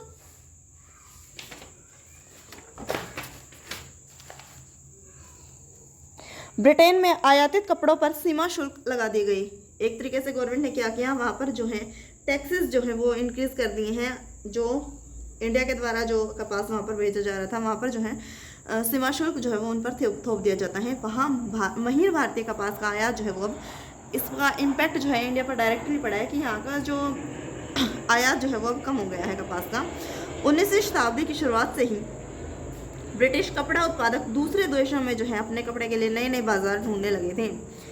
सीमा शुल्क की व्यवस्था के कारण ब्रिटिश बाजारों से बेदखल हो जाने के बाद भारतीय कपड़ों को अंतर्राष्ट्रीय बाजारों में भी भारी प्रतिस्पर्धा का सामना करना पड़ा। यदि भारतीय निर्यात के आंकड़ों का अध्ययन करें तो पता चलता है कि सूती कपड़े के निर्यात में लगातार गिरावट का रुझान जो है वो दिखाई देता है। सन 1800 के आसपास निर्यात में सूती कपड़े का परसेंटेज जो था वो 30 था, जो 1815 में जो है घटकर 15 रह गया। 1870 तक तो ये अनुपात केवल 3% रह गया। यानी कि जब ब्रिटिश गवर्नमेंट के द्वारा जो है सीमा शुल्क वहाँ पर लगा दिया जाता है तो इंडिया पर जो है काफ़ी इसका नेगेटिव इम्पैक्ट पड़ता है। और निर्यात में जो है कमी आती है। ये एग्जाम्पल जो है हम आंकड़ों के द्वारा समझ सकते हैं कि किस प्रकार 1800 के दशक में तो 30% था, उसके बाद 15 ही वर्षों के अंदर ये जो है 15% जो है घट जाता है, और उसके बाद के वर्षों में तो जो है 1870 तक आते आते केवल 3% ही रह जाता है। यानी कि भारतीय कृषि उद्योग धंधे जो है वो एक तरीके से काफ़ी ज़्यादा जो है नुकसान यहाँ पर उठा रहे हैं। तो फिर भारत ने किन चीज़ों का निर्यात किया? जब कपास का बंद हुआ है तो किस चीज़ों का जो है निर्यात करना इंडिया ने स्टार्ट किया है? आंकड़ों के माध्यम से फिर एक नाटकीय कहानी उभार कर हमारे सामने आती है। निर्मित वस्तुओं का जो निर्यात है वो घटता जा रहा था, उतनी ही तेजी से कच्चे माल जो है उनका निर्यात बढ़ता चला गया। 1812 से 1871 के बीच जो है कपास का निर्यात 5 से बढ़कर 35% तक जा पहुंचा।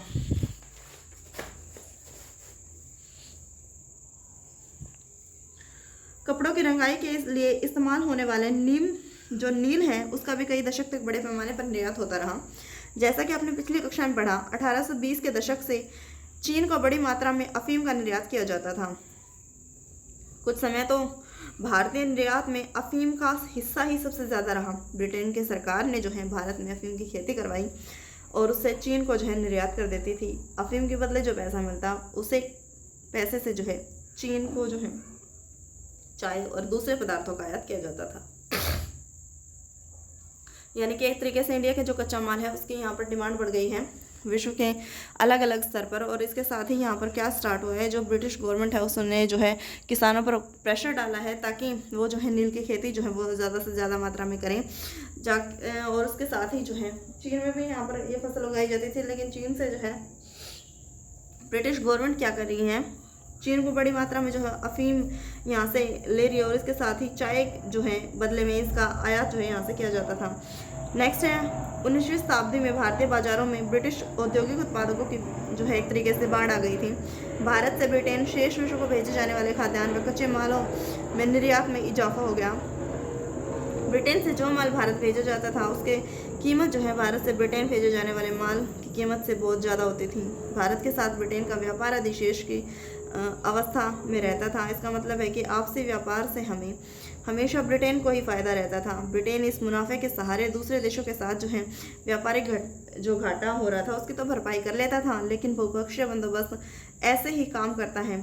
इसमें एक देश के मुकाबले दूसरे देश को होने वाले घाटे की भरपाई जो है किसी तीसरे देश के साथ व्यापार करके उसके साथ मुनाफा कमा करके जो है वो कर दी जाती है। ब्रिटेन के घाटे की भरपाई जो है भारत के माध्यम से जो है 19वीं सदी में विश्व अर्थव्यवस्था के रूप में रूप तय करने के लिए जो है एक अहम जो है इम्पोर्टेंट रोल जो है यहाँ पर प्ले किया है।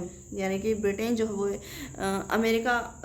ब्रिटेन और इंडिया का व्यापार जो है वो एक तरीके से ब्रिटेन के लिए फ़ायदेमंद रहा है और इंडिया को काफ़ी नुकसान जो है यहाँ पर उठाना पड़ रहा है। ब्रिटेन अपना घाटा जो है वो एक तरीके से अगर उसे व्यापार अधिशेष विश्व के विभिन्न देशों के साथ है तो उसके लिए भरपाई जो है वो इंडिया से ही कर रहा है। यहाँ से जो है वो ब्रिटेन काफ़ी लाभ प्राप्त कर रहा है। ब्रिटेन के व्यापार से जो अधिशेष हासिल होता था उसमें तथाकथित होम चार्जेस देसी खर्चे का जो है वो निपटारा होता था। इसके साथ ही ब्रिटेनी ऑफिसर्स जो थे और व्यापारियों द्वारा अपने घर भेजी गई निजी रकम, भारतीय बाहरी कर्जे पर ब्याज और भारत में काम कर रहे ब्रिटेन अफसर जो हैं, यानी कि इंडिया की सारी जो है इनकम जो है वो ब्रिटिश गवर्नमेंट जो है वो खर्च कर रही है। कहाँ पर? अपने निजी काम के लिए, भारी जो कर्जे पर ब्याज के लिए, और इंडिया में जो ऑफिसर जो है कार्य कर रहे थे उनके लिए और उनकी पेंशन पर जो है इंडियन गवर्नमेंट जो ब्रिटिश गवर्नमेंट जो है वो इसको पूरी तरह से खर्च कर देती है। नेक्स्ट हेडिंग है हमारी महायुद्धों के बीच अर्थव्यवस्था। पहला महायुद्ध जो है मुख्य रूप से जो है बेसिकली यूरोप में ही लड़ा गया, लेकिन उसके असर विश्व पर जो है काफ़ी ज़्यादा महसूस किए गए। इस अध्याय से हम जिन चीज़ों के बारे में विचार कर रहे हैं उनकी दृष्टि में इसका एक बहुत ज़्यादा इम्पोर्टेंट रोल रहा है। इसके साथ ही इस युद्ध ने विश्व अर्थव्यवस्था को एक ऐसे संकट में धकेल दिया जिससे उबरने में दुनिया को 3 दशक से भी ज़्यादा समय लग गया। इस दौरान पूरी दुनिया में चौतरफा आर्थिक राजनीतिक अस्थिरता बनी रही। अंत में मानवता एक और विनाशकारी महायुद्ध के नीचे करहाने लगी। इसके बाद हमने देखना है कि किस प्रकार जब फर्स्ट वर्ल्ड वॉर हुआ उसके बाद क्या कंडीशन सामने आई और विश्व युद्ध ने किस प्रकार विश्व के अलग अलग जो कंट्रीज़ हैं उनको इम्पैक्ट किया, किस प्रकार उन पर जो है प्रभाव पड़ा और कंडीशन जो है आम नागरिकों के साथ साथ कृषि, अर्थव्यवस्था, उद्योग धंधे किस प्रकार प्रभावित हुए और किस प्रकार लोगों ने जो है आर्थिक महामंदी के दौर को झेला। फर्स्ट हेडिंग हमारी युद्धकालीन रूपांतरण। जैसा कि आप जानते हैं, पहला विश्व युद्ध जो है दो खेमों के बीच लड़ा गया था। एक और थे हमारे मित्र राष्ट्र, अलाइड पावर थी, जिसमें कौन कौन शामिल थे? ब्रिटेन, फ्रांस, रूस। दूसरी जो है वो सेंट्रल पावर थी, या हम जिन्हें ध्रुवीय राष्ट्र के नाम से भी जानते हैं, यानी जर्मनी, ऑस्ट्रिया, हंगरी और ओटोमन साम्राज्य जो है तुर्की। ये दोनों आपस में जो है एक दूसरे के विरुद्ध जो है वो युद्ध जो है वो लड़ रहे थे। अगस्त 1914 में जब युद्ध शुरू हुआ तो उस समय बहुत सारी गवर्नमेंट जो है उन्होंने युद्ध में इसलिए पार्टिसिपेट किया क्योंकि उन्हें लग रहा था कि युद्ध से जो है कोई ना कोई मुनाफा तो उन्हें अवश्य ही मिलेगा, और इसके साथ ही जो है युद्ध काफ़ी जल्दी समाप्त भी हो जाएगा, और वो जो है उपनिवेशवाद को जो है बढ़ावा देने में उनकी हेल्प करेगा। लेकिन इससे उलट कंडीशन जो है वो हमारे सामने आती है, क्योंकि 1914 में जब युद्ध शुरू हुआ तो उस समय बहुत सारी सरकारों को लगता था कि युद्ध जो है वो ज़्यादा से ज़्यादा क्रिसमस तक खत्म हो जाएगा, लेकिन ये युद्ध तो 4 साल से भी ज़्यादा समय तक चलता रहा। मानव सभ्यता के इतिहास में ऐसा भीषण युद्ध पहले कभी नहीं हुआ था। इस युद्ध में दुनिया के सबसे अगुवाई करने वाले औद्योगिक राष्ट्र जो थे वो एक दूसरे से जूझ रहे थे। शस्त्रों को नेस्तनाबूद करने के लिए उनके पास बेहिसाब आधुनिक औद्योगिक शक्ति जो है वो इकट्ठा हो चुकी थी। यह पहला आधुनिक औद्योगिक युद्ध था। इस युद्ध में जो है मशीन गन, टैंक, हवाई जहाज, रासायनिक जो हथियार है उनका बड़े पैमाने पर इस्तेमाल किया गया। ये चीज़ें आधुनिक विशाल जो इंडस्ट्रीज हमने लगाई थी वहाँ पर जो है डेवलप की गई थी। युद्ध के लिए जो है दुनिया भर से असंख्य सिपाहियों की जो है वो भर्ती की जानी थी। उन्हें विशाल जलपोतों व रेल मार्गों से जो है युद्ध के मोर्चे पर ले जाया गया था। इन युद्धों ने मौत और विनाश की ऐसी विभीषिका रची जिससे औद्योगिक युग से पहले और औद्योगिक शक्ति जो है कल्पना भी नहीं कर पा रही थी। इस युद्ध में लगभग 90 लाख से जो ज़्यादा लोग हैं वो मारे गए और 2 करोड़ लोग घायल हो गए। यानी युद्ध से किसी का भी जो फ़ायदा वो हमें बेसिकली देखने को नहीं मिलता, क्योंकि युद्ध जो है बहुत सारी जो संकट है वो सामने लेकर आता है। युद्ध के कारण जो है बहुत सारे जाने जो है वो गवाई गई। इसके साथ ही जब पहला ये औद्योगिक युद्ध हुआ तो यहाँ पर जो है बहुत सारे हथियार जो हैं वो रासायनिक हथियार भी जो है वो इसमें इस्तेमाल किए गए हैं। युद्ध टैंक, हवाई जहाज, इनका भी प्रयोग जो है बड़ी मात्रा में किया गया है। जलपोत और रेलगाड़ियों के द्वारा जो है जो आम नागरिक हैं उन्हें सिपाहियों के रूप में जो है भर्ती किया गया है, और इस युद्ध में 90 लाख से ज़्यादा लोग मारे गए हैं। मृतकों और घायलों में ज़्यादातर कामकाजी उम्र के लोग थे। इस महान विनाश के कारण यूरोप के कामकाज के लायक लोगों की संख्या जो है वो काफ़ी ज़्यादा घट जाती है, क्योंकि बहुत सारे लोग जो हैं वो सिपाही में भर्ती जो है वो कर ले जाते हैं और वो युद्ध के मैदान पर भेज दिए जाते हैं। इस प्रकार क्या होता है, परिवार के सदस्य घट जाने से युद्ध के बाद जो है परिवारों की इनकम जो है वो भी चली जाती है, बहुत ज़्यादा गिर जाती हैं। युद्ध संबंधी सामग्री का उत्पादन करने के लिए उद्योगों का जो है पुनर्गठन किया जाता है। युद्धों की जरूरतों के मद्देनज़र पूरे के पूरे समाज को जो है एक तरीके से बदल दिया जाता है। इंडस्ट्रीज़ जो लगाई जाती हैं उसमें जो है बहुत सारे युद्ध हथियार जो है उनके लिए एक तरीके से होड़ लग जाती हैं। मर्द जो है मोर्चों पर जाने लगे तो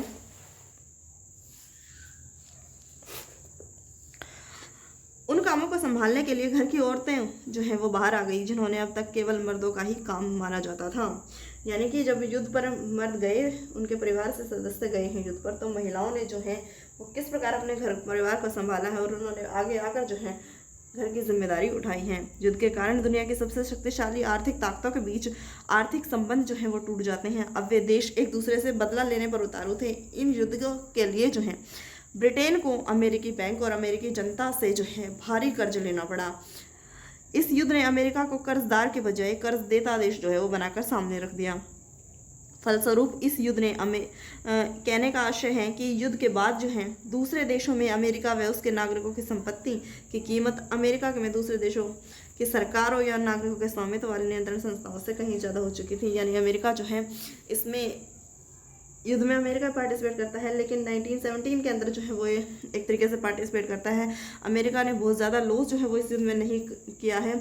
उसके बावजूद जो है यहाँ पर जो और ब्रिटेन अदर जो कंट्रीज़ जो युद्ध में एक तरीके से जो पहले ही पार्टिसिपेट कर चुकी थी, उन्होंने जो है अपनी डिपेंडेंसी जो है वो अमेरिका पर दिखाई है। यहाँ से बैंकों से जो है एक तरीके से कर्ज लेना स्टार्ट कर दिया है। नागरिक से, गवर्नमेंट से जो है इन्होंने भारी मात्रा में जो कर्ज जो है यहाँ से उठाए और एक तरीके से यहाँ पर जो अमेरिका है उसे एक तरीके से कर्ज देता जो है वो देश बनकर सामने आया है। युद्ध के बाद क्या कंडीशन रही है, युद्धोत्तर सुधार जो क्या हुए हैं। युद्ध के बाद आर्थिक स्थिति को पटरी पर लाने के लिए रास्ता जो है वो काफ़ी मुश्किल साबित हुआ। युद्ध से पहले ब्रिटेन दुनिया की सबसे बड़ी अर्थव्यवस्था थी। युद्ध के बाद उसे लंबे संकट से जो है गुजरना पड़ा। जिस समय ब्रिटेन युद्ध से जूझ रहा था उसी समय भारत और जापान में भी उद्योग जो है वो विकसित होने लगे। यानी कि जो फर्स्ट वर्ल्ड वॉर स्टार्ट हुआ है हमारा, इससे पहले जो है ब्रिटेन की अर्थव्यवस्था जो है विश्व की सबसे बड़ी अर्थव्यवस्था मानी जाती थी, लेकिन युद्ध में जो है काफ़ी धन, ब्रिटेन का भी जो है वो काफ़ी धन जो है वो खर्च हो गया है। उसके बाद जो है उस पर काफ़ी बुरा इम्पैक्ट पड़ा और ब्रिटेन को जो है अमेरिका से लोन भी लेना पड़ा है, कर्जे भी जो है इन्होंने लिए हैं। इसी दौरान क्या हो जाता है, ब्रिटेन युद्ध में जब इन्वॉल्व होता है तो उसी टाइम पीरियड पर जो इंडिया और जो जापान है वहाँ पर बहुत सारी इंडस्ट्रीज जो है वो डेवलप हो जाती है, उद्योग धंधे यहाँ पर विकसित हो जाते हैं। युद्ध के बाद भारतीय बाजार में पहले वाला वर्चस्वशाली स्थिति जो है प्राप्त होती है, जैसा कि जो कि ब्रिटेन के समय जो है वो मुश्किल था, क्योंकि ब्रिटेन जो है वो एक तरीके से इंडिया का शोषण कर रहा था, इंडिया की इंडस्ट्री को जो है वो ग्रो करने नहीं दे रहा था। लेकिन जब ब्रिटेन युद्ध में उलझा तो इंडिया की इंडस्ट्री और उद्योग धंधे जो है वो काफ़ी ग्रो हुए और उसके साथ ही जापान ने भी जो है काफ़ी बढ़त जो है यहाँ पर बना ली। युद्ध के कारण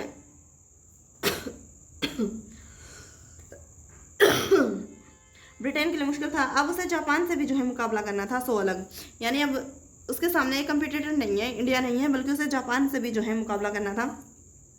युद्ध के खर्चे की भरपाई करने के लिए ब्रिटेन ने अमेरिका से जो है कर्ज लिया। इसके साथ ही इसका परिणाम क्या हुआ, इसका रिजल्ट क्या निकला कि युद्ध खत्म होने तक जो है ब्रिटेन भारी विदेशी कर्ज में डूब चुका था।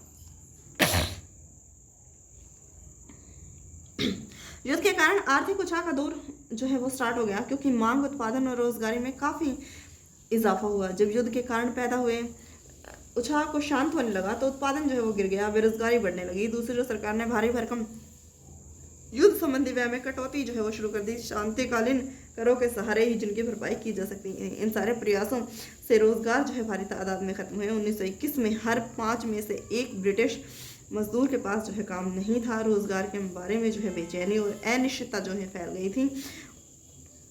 एक तरीके से जो है यहाँ पर युद्ध के बाद जो है कंडीशन काफ़ी ज़्यादा ख़राब हो जाती है। उत्पादन, रोजगार के साधन जो है वो बहुत ज़्यादा इफेक्ट होते हैं और बेरोजगारी बढ़ने लगती है। लोगों का जीवन जो है वो दूभर हो जाता है और बुरी कंडीशन जो है वो ब्रिटेन के सामने उभर कर सामने आती हैं। बहुत सारी कृषि आधारित अर्थव्यवस्थाएं भी जो है वो संकट में आ जाती हैं। उदाहरण के लिए गेहूं उत्पादकों की हालत पर विचार कीजिए। युद्ध से पहले पूर्वी यूरोप विश्व बाजार में गेहूं की आपूर्ति करने वाला एक बड़ा केंद्र था। युद्ध के दौरान यह आपूर्ति जो है अस्त व्यस्त हुई तो कनाडा, अमेरिका, ऑस्ट्रेलिया में गेहूं की पैदावार जो है अचानक बढ़ने लगी। लेकिन जैसे ही युद्ध समाप्त हुआ और पूर्वी यूरोप में गेहूं की पैदावार जब सुधरी तो विश्व बाजारों में जो है गेहूं की अति की हालत जो है वो पैदा हो गई और अनाज की कीमतें अनाज जब बहुत ज़्यादा मात्रा में उपलब्ध हो गया तो उसकी कीमतें जो हैं वो गिर जाती हैं और ग्रामीण इनकम जो है वो कम हो जाती है। किसान जो है गहरे कर्ज में जो है वो एक तरीके से डूबते चले जाते हैं, कर्ज के संकट में जो है फंस जाते हैं। बड़े पैमाने पर उत्पादन और उपभोग, अमेरिका में सुधार की गति जो है वो काफ़ी तेज़ी से हमें देखने को मिलती है। हम पहले ही देख चुके हैं कि युद्ध से अमेरिका की अर्थव्यवस्था को जो है कितना फ़ायदा पहुंचा है, क्योंकि ब्रिटेन के समेत विश्व के अनेक देशों ने जो है ब्रिटेन के अलावा जो अदर कंट्रीज़ थी उन्होंने जो है अमेरिका पर अपना भरोसा दिखाया है कि कर्ज लेने के लिए जो है उन्होंने अमेरिका का ही जो है एक तरीके से सहारा लिया, जिससे उसकी इकोनॉमी पर जो है काफ़ी अच्छा इम्पैक्ट हमें देखने को मिलता है। उससे काफ़ी ज़्यादा फ़ायदा भी जो है अमेरिका को हुआ है।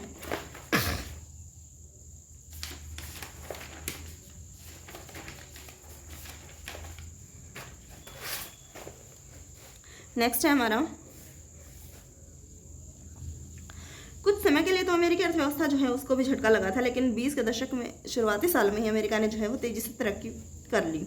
1920 के दशक में अमेरिकी अर्थव्यवस्था की एक खासियत थी कि यहाँ पर जो है मास प्रोडक्शन का चलन स्टार्ट हो गया। वृहत उत्पादन की ओर बढ़ने का सिलसिला 19वीं सेंचुरी के एंड में ही जो वो स्टार्ट हो चुका था, लेकिन 1920 के दशक में अमेरिकी औद्योगिक उत्पादन की विशेषता ही जो एक तरीके से बन गया है। कार निर्माता हैं हेनरी फोर्ड, जिन्होंने मास प्रोडक्शन के जो है विख्यात प्रणेता माने जाते हैं। उन्होंने शिकागो के एक बूचड़खाने की असेंबली लाइन की तर्ज पर जो है डेट्रॉइट के अपने कारखाने में जो है आधुनिक असेंबली लाइन जो है वो एक तरीके से स्थापित कर ली है। शिकागो के बूचड़खाने में मरे हुए जानवरों को एक कन्वेयर बेल्ट पर रख दिया जाता था और उनके दूसरे सिरे पर जो है खड़े मांस विक्रेता अपने हिस्से को उठाकर जो है निकल लेते थे। ये देखकर फोर्ड को लगा कि गाड़ियों के उत्पादन के लिए भी जो है असेंबली लाइन का तरीका और समय, पैसे जो है वो दोनों के लिहाज से काफ़ी किफ़ायती साबित हो सकता है। असेंबली लाइन क्या है?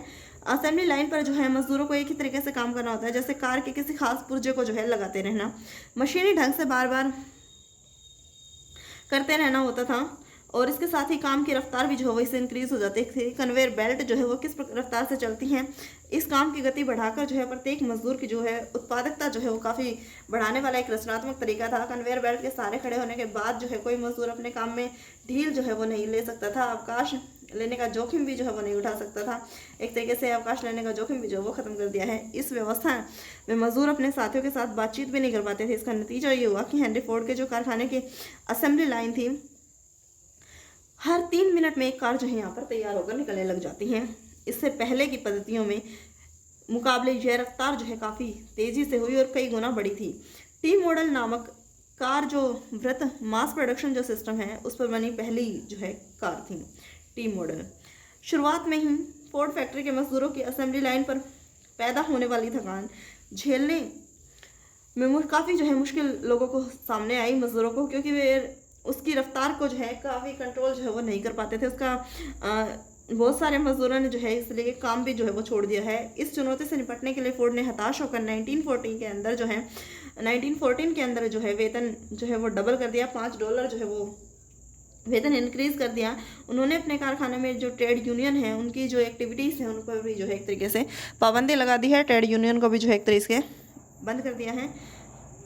तनख्वाह बढ़ने से जो है हेनरी फोर्ड के मुनाफे में जो कमी आई थी उसकी भरपाई करने के लिए उन्होंने अपनी असेंबली लाइन की जो रफ्तार थी उसको जो है बार बार इंक्रीज़ कर दिया, जिससे मज़दूरों पर काम का बोझ जो है वो लगातार इंक्रीज़ होता रहा। काम के बोझ के नीचे जो है वो मज़दूर लगातार दबते चले गए। अपने इस फैसले से फोर्ड बहुत संतुष्ट थे। कुछ समय बाद उन्होंने उन्हें कहा था कि लागत कम करने के लिए अपनी ज़िंदगी में उन्होंने सबसे अच्छा फैसला, इससे अच्छा फैसला कोई नहीं लिया। फोर्ड द्वारा अपनाई गई उत्पादन पद्धतियों को जल्द ही पूरे अमेरिका में अपनाया जाने लगा। 20 के दशक में ही यूरोप ने भी उनकी नकल की जाने लगी।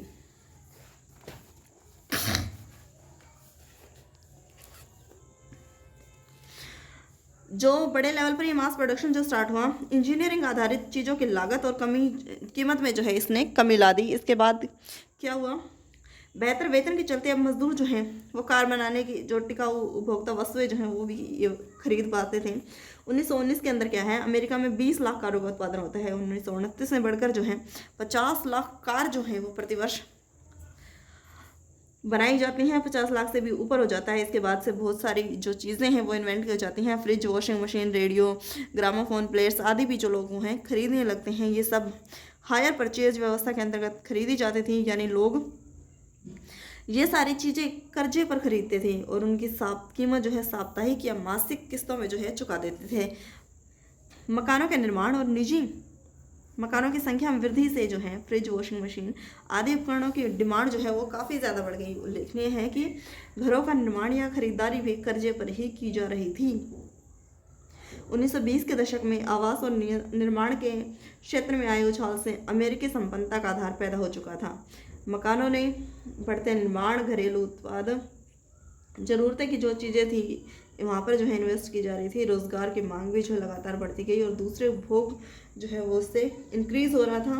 उपभोग से जो है इन्वेस्टमेंट की जो है उपभोग के लिए इन्वेस्टमेंट की जो है वो ज़रूरत होती थी, जिससे नए रोज़गार और आमदनी जो है वृद्धि होने लगती थी। 1923 में अमेरिका शेष विश्व को पूंजी का निर्यात दोबारा करने लगा। वह दुनिया में कर्जदाता दोबारा बनकर उभरने लगा। अमेरिका द्वारा आयात और पूंजी निर्यात ने यूरोपीय अर्थव्यवस्थाओं के जो है संकट से उबारने में मदद की। जैसा हमने पीछे डिस्कस किया था कि किस प्रकार अमेरिका जो है वो कर्ज देकर उनकी जो इकोनॉमिक कंडीशन है उसको सुधारने में उनको हेल्प कर रहा है। लेकिन ये स्थिति लंबे समय तक कायम नहीं रही, क्योंकि 1929 तक आते आते दुनिया जो है एक ऐसे आर्थिक संकट में फंस गई थी जिसका दुनिया में पहले कभी अनुभव नहीं किया था। आर्थिक महामंदी की शुरुआत जो है 1929 से होती है। यह संकट 30 के दशक के मध्य तक बना रहा। इस दौरान जो है दुनिया के ज़्यादातर हिस्सों में जो है उत्पादन, रोजगार और आय, व्यापार पर जो है भयानक गिरावट जो है वो एक तरीके से दर्ज की जाती है। इस मंदी का जो समय है असर विश्व के सभी कंट्री पर जो है वो इक्वल नहीं था, बल्कि अलग अलग सभी देशों में देखने को मिला। लेकिन आमतौर पर ऐसा माना जा सकता है कृषि और जो आम कम्युनिटी है, आम जो समुदाय के लोग हैं, सबसे ज़्यादा इफेक्ट यहीं पर हुआ है। क्योंकि ऐसा इसलिए हुआ क्योंकि जो इंडस्ट्रीज़ जो थी उत्पादकों की तुलना में खेतीहर उत्पादकों की कीमतें जो हैं वो ज़्यादा थी और इनकी कमी जो है वो ज़्यादा लंबे समय तक बनी रही। इस महामंदी के कई कारण थे, जैसा कि हम पहले देख चुके हैं कि युद्ध के बाद जो है अर्थव्यवस्था कितनी विश्व की सभी अर्थव्यवस्थाएं जो है वो बेसिकली कमज़ोर हुई। इसका कारण था कि कृषि क्षेत्र में उत्पादन जो है वो काफ़ी ज़्यादा इंक्रीज़ हो गया था, जिसके कारण अति उत्पादन की समस्या जो है लोगों के सामने आई। कृषि उत्पादकों की जो कीमतें जो थी वो लगातार घटती चली गई और स्थिति लगातार खराब हुई, जिसके कारण जो है कीमतें घटने से जो है किसानों की आय भी घटी और उनके आमदनी के साधन भी जो है वो लगातार एक तरीके से खत्म हो गए। किसान उत्पादन बढ़ाने का प्रयास करने लगे ताकि कम कीमत पर भी जो है ही सही उनका जो प्रोडक्शन जो उत्पादन उन्होंने किया वो अपने माल को बेच सकें और अपने लिए जो है इनकम का एक सोर्स जो है वो मिनिमम स्तर जो है वो बनाए रख पाएँ।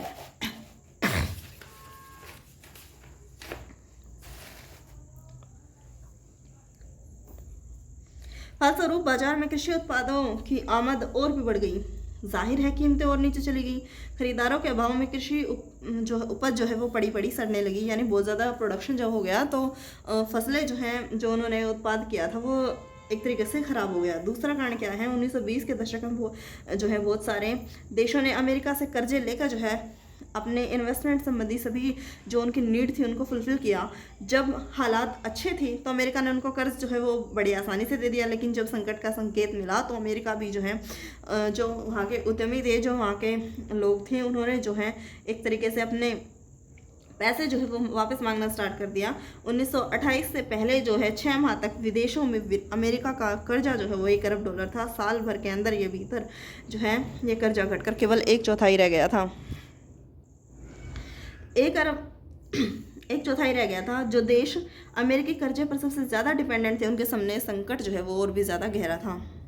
भले ही सब देशों ने एक जैसा प्रभाव नहीं पड़ा, लेकिन अमेरिकी पूंजी के लौट जाने से पूरी दुनिया पर इसका इफेक्ट जो है वो काफ़ी पड़ा है। यूरोप में कई बड़े बैंक जो है वो धराशायी हो गई हैं। कई देशों ने अपनी मुद्रा की कीमतें जो है, यानी बैंक जो है एक तरीके से सभी इफेक्ट हुए हैं, बंद हो गए हैं, धराशायी हो गई हैं। कीमतें जो है मार्केट में मुद्रा की वैल्यू जो है वो गिर गई है। इस झटके से ब्रिटिश पाउंड भी जो है वो नहीं बच पाए हैं। ब्रिटिश में भी जो है कीमतें लगातार घटी। अब लैटिन अमेरिका और अन्य जो स्थान हैं वहाँ पर कृषि और कच्चे माल की कीमतें जो हैं वो भी तेज़ी से लुढ़कने लगी। अमेरिकी सरकार इस महामंदी से अपनी अर्थव्यवस्था को बचाने के लिए आयातित जो पदार्थ थे उन पर जो है दुगुना जो है सीमा शुल्क उन्होंने टैक्स जो है वसूल करना स्टार्ट कर दिया। इस फैसले ने तो विश्व व्यापार के एक तरीके से कमर ही तोड़ दी। यानी कि अमेरिका ने जब अमेरिका में कंडीशन अच्छी थी तो अमेरिका के लोग जो थे वो इन्वेस्टमेंट जो है वो वहाँ पर कर रहे थे। उन्होंने काफ़ी ज़्यादा कर्जे जो है विश्व के अलग अलग कंट्रीज़ जो है उनको प्रदान किए थे। लेकिन जब आर्थिक महामंदी का जो है इम्पैक्ट अमेरिका पर ज़्यादा पड़ने लगा, उसके बैंक बंद हो गए और इसके साथ ही मुद्रा जो है उसका अवमूल्यन देखने को मिला। तो ऐसी कंडीशन में जब अमेरिका है उसने विश्व के विभिन्न देशों को जो है एक तरीके से लोन देना जो है वो बंद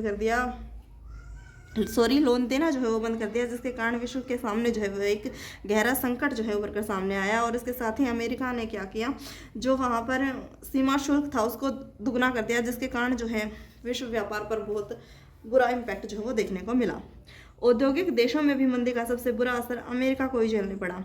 अमेरिका में जो है कीमतों में कमी और मंदी की आशंका को देखते हुए अमेरिकी बैंकों ने घरेलू कर्जे देना जो है वो बंद कर दिया। लोगों को जो कर्ज दिए जा चुके थे उनकी वसूली जो है तेज कर दी गई। किसान उपज नहीं बेच पा रहे थे, परिवार तबाह हो गए, कारोबार जो है वो ठप बैठ गए हैं, आमदनी में गिरावट जो है वो लगातार आती रही। अमेरिका के बहुत सारे परिवार जो हैं वो कर्जे चुकाने में नाकामयाब हो गई, जिसके चलते उनके घर कार और जो संपत्ति जो वो जब्त कर ली गई, एक तरीके से बैंकों के द्वारा कुर्क कर ली गई।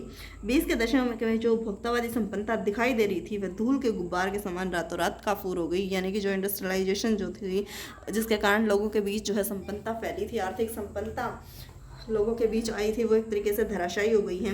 निवेश ने भी अपेक्षित लाभ न पा सकने और कर्जे न वसूल करने के कारण, जमाकर्ताओं की पूंजी न लौटाने के कारण बैंक जो है वो एक तरीके से दिवालिया हो गए हैं और बंद कर दिए गए हैं। इस संबंध में आंकड़े बताते हैं कि 1933 तक 4000 बैंक जो है वो ज़्यादातर बंद हो चुके थे। 29 से 32 के बीच जो है तकरीबन 1,10,000 कंपनियां जो है वो चौपट हो गई, यानी बहुत ज़्यादा जो है नुकसान यहाँ पर देखने को मिलता है।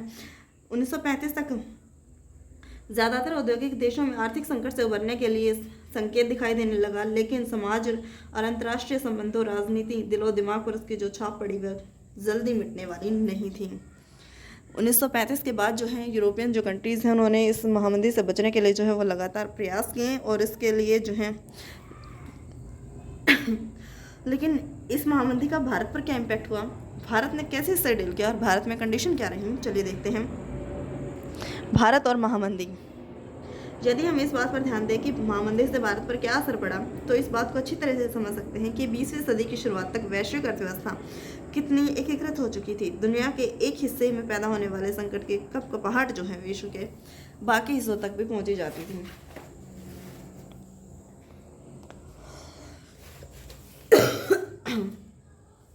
और उससे दुनिया भर के लोगों की ज़िंदगी, अर्थव्यवस्थाएं, समाज प्रभावित होते थे। यानी विश्व की एक भी घटना जो है जहाँ भी घट रही है वो जो है विश्व को किसी न किसी तरीके से इम्पैक्ट जो है वो ज़रूर डाल रही है।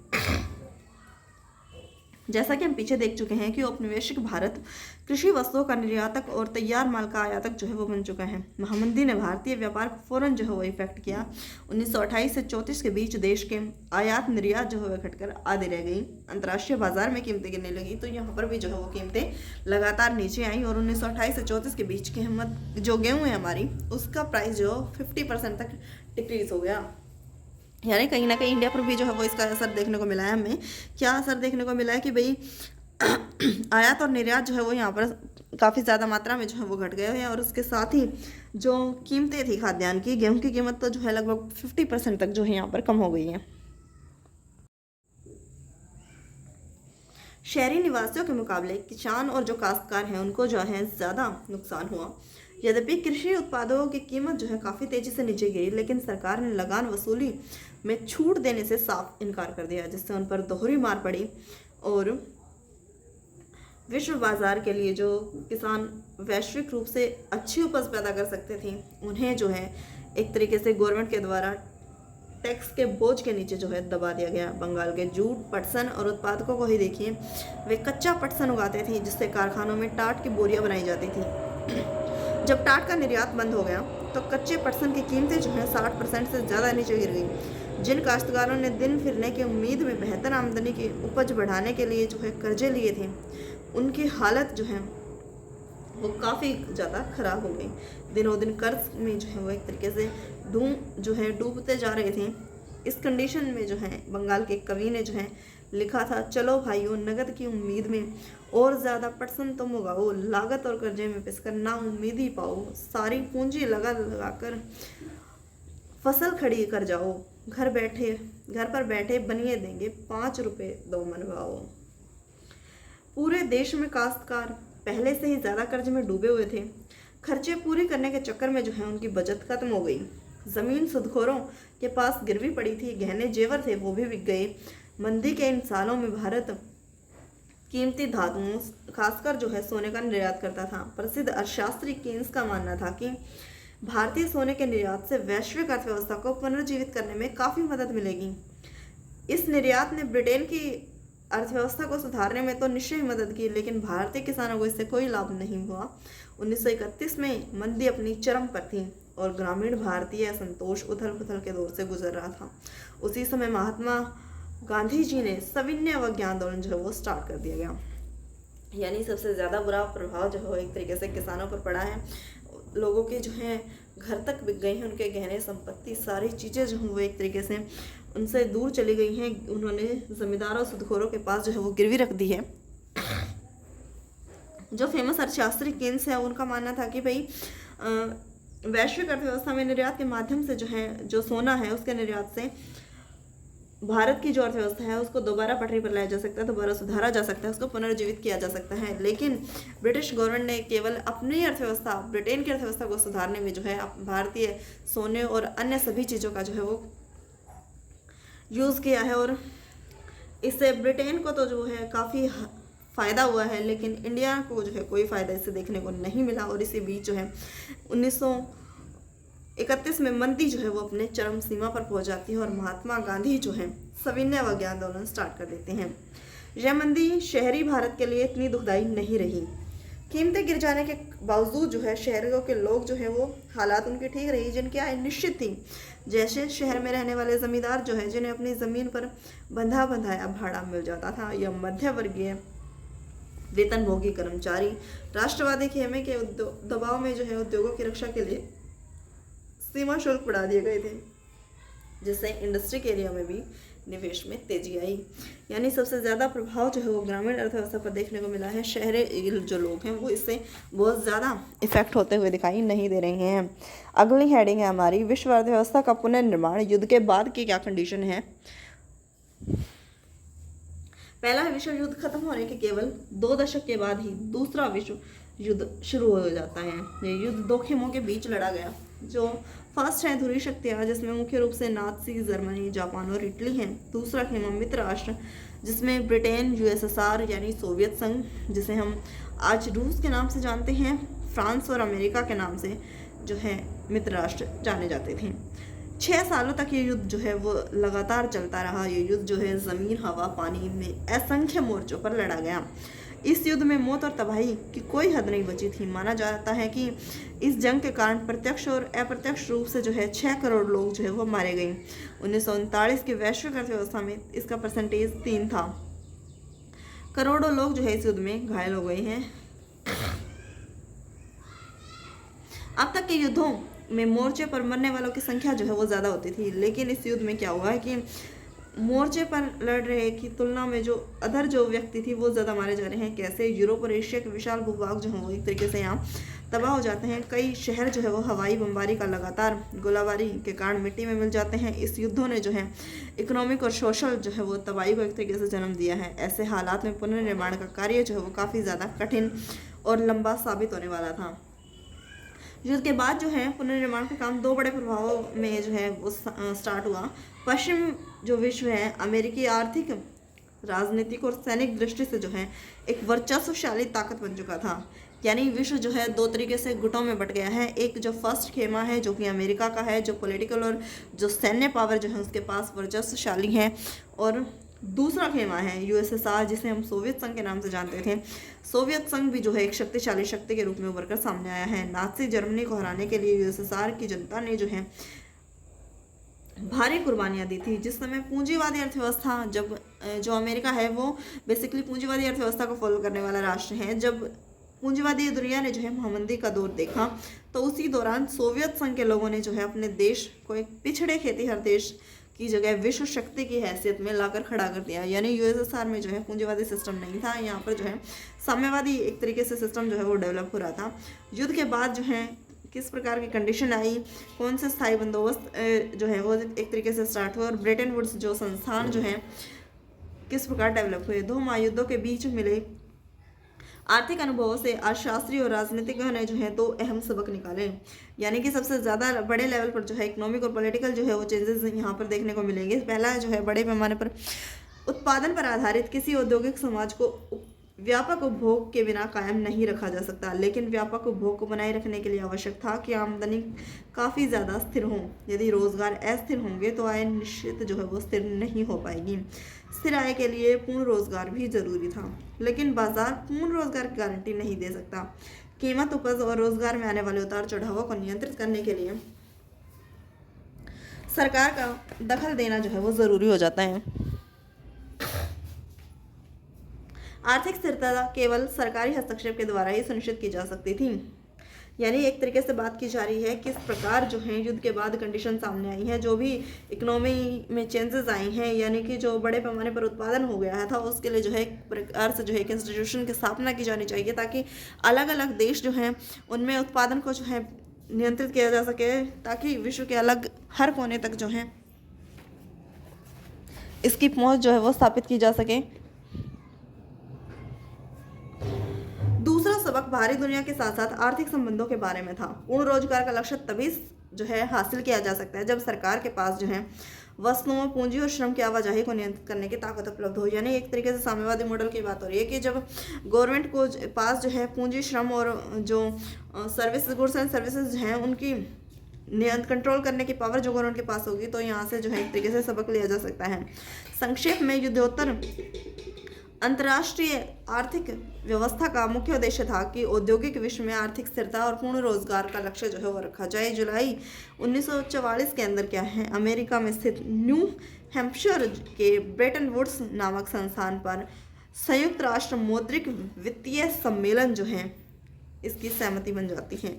सदस्य देशों में विदेशी व्यापार में लाभ घाटे से निपटने के लिए ब्रेटन वुड्स सम्मेलन में ही IMF अंतर्राष्ट्रीय मुद्रा कोष की स्थापना जो है वो की जाती है, जिसका कार्य क्या है, युद्ध के बाद जो है पुनर्निर्माण के लिए पैसे का इंतजाम करने के लिए अंतर्राष्ट्रीय बैंक एक तरीके से स्थापित किया जाता है, जिसे आम बोलचाल में क्या है, विश्व बैंक स्थापित किया जाता है, का गठन कर लिया जाता है। इसी वजह से विश्व बैंक और IMF को जो है ब्रेटन वुड्स संस्थान या ब्रेटन वुड्स ट्विन यानी ब्रेटन वुड्स की जुड़वा संतान भी जो है वो कहा जाता है।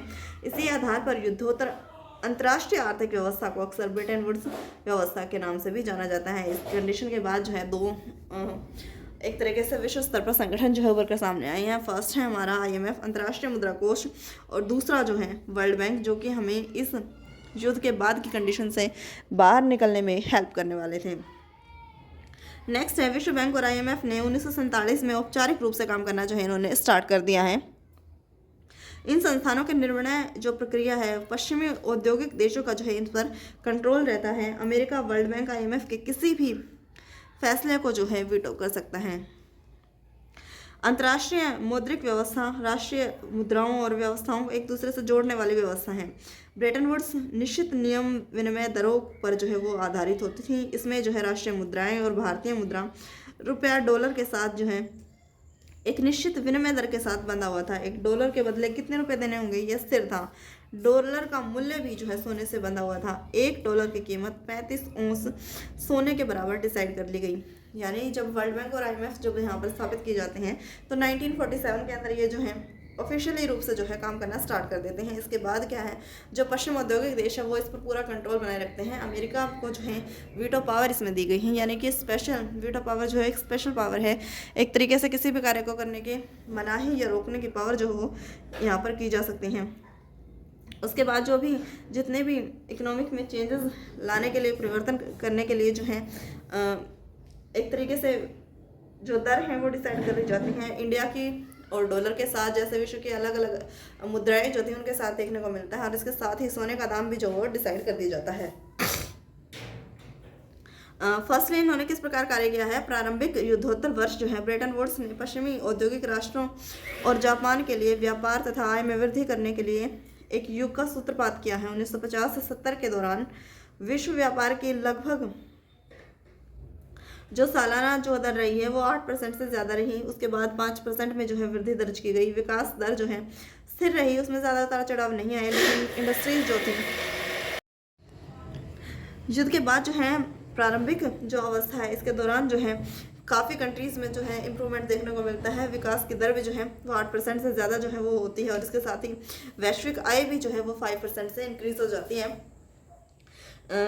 लेकिन विकास की दर जो है वो एक तरीके से स्थिर भी रही है। उसके बाद जो है काफ़ी ज़्यादा उसमें उतार चढ़ाव देखने को नहीं मिलते हैं। इस दौरान जो है काफ़ी इंडस्ट्रीज़ जो हैं उसमें डेवलप जो हमारी बेरोजगारी है वो उस 5% से भी कम रही। इन दशकों ने तकनीक और उद्यम को जो विश्वव्यापी प्रसार जो है वो यहाँ पर देखने को मिलता है। जो विकासशील देश है हमारे विकसित औद्योगिक देशों के बराबर पहुँचने की जो है जी तोड़ कोशिश मेहनत जो है वो करते हुए दिखाई पड़ रहे हैं। इसीलिए उन्होंने आधुनिक तकनीक से चलने वाले जो यंत्र हैं उपकरण हैं उनको जो है आयात पर बेहिसाब पूंजी जो है वो इन्होंने इन्वेस्ट कर दी है। औपनिवेशीकरण और स्वतंत्रता। दूसरा विश्व युद्ध खत्म होने के बाद भी दुनिया का एक बड़ा भाग जो है यूरोपीय औपनिवेशिक शासन के अधीन था। अगले 2 दशकों में एशिया और अफ्रीका के ज़्यादातर उपनिवेश स्वतंत्र और स्वाधीन राष्ट्र बन चुके थे, लेकिन ये सभी देश गरीबी और संसाधन की कमी से जूझ रहे थे। उनकी अर्थव्यवस्थाएं और लंबे समय तक चल रहे औपनिवेशिक शासन के कारण अस्त व्यस्त हो चुके थे। यानी जब औपनिवेशीकरण एक तरीके से खत्म हो जाता है, स्वतंत्रता की बात आती है, तो यहाँ पर क्या कंडीशन है लोगों के बीच, जो ये विकासशील राष्ट्र हैं इनके बीच जो है सबसे ज़्यादा समस्याएं गरीबी और संसाधनों की देखने को मिलती हैं, क्योंकि इनके पास जो है वो संसाधनों की कमी थी और ये अर्थव्यवस्थाएं जो है लंबे समय तक औपनिवेशिक शासन के कारण जो है कमज़ोर हो चुकी थी। IMF और वर्ल्ड बैंक का गठन तो औद्योगिक देशों की ज़रूरतों को पूरा करने के लिए ही किया गया था। दुनिया के अल्पविकसित भाग उपनिवेशों के रूप में पश्चिमी साम्राज्यों के अधीन रहे थे। दुनिया की बहुत सारी जो कंट्रीज थी वो जो है अल्प विकसित रह गई, वो विकसित डेवलप नहीं हो पाई। उनका रीज़न क्या है? क्योंकि उन्हें उपनिवेश बना लिया गया था पश्चिमी साम्राज्य के द्वारा। विडंबना थी कि नव स्वाधीन राष्ट्रों के रूप में भी ये जनता जो है गरीबी और पिछड़ेपन के घर से बाहर निकलने के लिए उसे ऐसे अंतर्राष्ट्रीय संस्थानों की मदद लेनी पड़ी जिन पर भूतपूर्व औपनिवेशिक शक्तियों का ही वर्चस्व था। यानी कि विडंबना की एक बात यह है कि जो नए स्वतंत्र राष्ट्र हैं, नए जो राष्ट्र अभी स्वतंत्र हुए हैं, उन्होंने जो है गरीबी से निपटने के लिए जो है इन्हीं वर्ल्ड बैंक और आईएमएफ से जो है एक तरीके से मदद ली है, हेल्प ली है गरीबी से लड़ने के लिए, जो जिन पर एक तरीके से पूरा वर्चस्व जो है वो औपनिवेशिक शक्तियां जो हैं उन्हीं का ही था। औपनिवेशीकरण के कारण बहुत साल बीत जाने के बाद भी जो है बहुत सारे नव स्वाधीन राष्ट्रों की अर्थव्यवस्था और उनके शक्तियों का नियंत्रण जो है भूतपूर्व जो औपनिवेशिक शक्तियाँ थी उनका नियंत्रण बना रहा। अभी हमने ऊपर डिस्कस किया था कि किस प्रकार जो है औपनिवेशिक पावर्स जो है वही इस पर जो है एक तरीके से कब्जा जमाए हुए हैं। जो देश ब्रिटेन फ्रांस के उपनिवेश रह चुके थे या जहाँ कभी उनका राजनीतिक पॉलिटिकल जो उनका इम्पैक्ट रहा था, प्रभाव रहा था, वहाँ के जो महत्वपूर्ण रिसोर्सेज थे, जो खनिज संपदा थी ज़मीन पर, अभी भी जो है ब्रिटिश और फ्रांसीसी कंपनियों का ही नियंत्रण था और वे इसे छोड़ने के लिए जो है किसी भी कीमत पर तैयार नहीं थे। यानी कि जो हमारे उपनिवेशिक जो राष्ट्र हैं, जो जिन्होंने उपनिवेश बनाए थे, ब्रिटेन और फ्रांस जो हैं, वहाँ पर भी कुछ ऐसे एरिया थे जहाँ पर जो है उन्होंने काफ़ी ज़्यादा मात्रा में जो है लोगों की जो सोर्स ऑफ इनकम जो है, उसके साथ ही जो खनिज संसाधन हमारे रहे थे, जो रिसोर्सेज थे, जो संपदा थी, उस पर जो है ब्रिटिश कंपनियां और जो फ्रांसीसी कंपनियां थी वो अभी भी अपना अधिकार जो है आधिपत्य स्थापित किए हुए थे और उसे छोड़ने के लिए जो हो बिल्कुल भी तैयार नहीं थी। कई बार अमेरिका जैसे अन्य शक्तिशाली देशों की जो मल्टीनेशनल कंपनीज जो हैं, एमएनसीज जो हैं, बहुराष्ट्रीय कंपनियां भी जो हैं विकासशील देशों के प्राकृतिक संसाधनों का बहुत कम कीमत पर जो है वो दोहन कर रही थी। वो इसको डेवलप करने के बजाय जो है वो क्या कर रही थी, केवल अपने आर्थिक हितों की पूर्ति कर रही थी। दूसरी और ज़्यादातर विकासशील देशों को 50 और 60 के दशक में पश्चिमी अर्थव्यवस्थाओं की तेज प्रगति से जो है कोई जो है फ़ायदा इनको होता हुआ दिखाई नहीं पड़ा। इस समस्या को देखते हुए उन्होंने जो है एक नई अंतर्राष्ट्रीय आर्थिक प्रणाली जो है उसके लिए आवाज़ उठाई, जिसे न्यू इंटरनेशनल इकोनॉमिक ऑर्डर जो है के नाम से हम जानते हैं, जिसे ग्रुप 77 G77 के रूप में जो है ये राष्ट्र जो है वो संगठित हो गए। इनका आशय एक ऐसी व्यवस्था से था जिसमें उन्हें अपने संसाधनों पर जो है रिसोर्सेज जो इन कंट्रीज़ के हैं उन पर पूरी तरीके से जो है अपना नियंत्रण स्थापित कर पाए, जिन्हें उन्हें विकास के लिए आर्थिक सहायता जो है वो प्राप्त हो सके, कच्चे माल के जो है इन्हें सही दाम प्राप्त हो पाएँ और इसके साथ ही अपने इंडस्ट्रीज जो है वो डेवलप कर पाएँ और अपने मालों को विकसित देशों तक बाज़ारों में पहुँचाने के लिए जो है वो एक रास्ता मिले। नेक्स्ट हेडिंग है हमारी ब्रेटन वुड्स का समापन और वैश्वीकरण की शुरुआत। सालों के स्थिर और तेज वृद्धि के बावजूद जो है युद्धोत्तर दुनिया सब कुछ सही नहीं चल रहा था। 60 के दशक से ही जो है विदेशों में अपनी गतिविधियों की भारी लागत ने अमेरिका की वित्तीय और प्रतिस्पर्धी क्षमता को कमजोर कर दिया था। अमेरिकी डॉलर अब दुनिया में प्रधान मुद्रा के रूप में पहले जितना सम्मानित और निर्विवाद नहीं रहा था। सोने की तुलना में डॉलर की कीमत जो है वो कहीं ना कहीं गिरने लगी थी और अंततः विनिमय दर की व्यवस्था जो है एक तरीके से फेल होती हुई साबित हुई।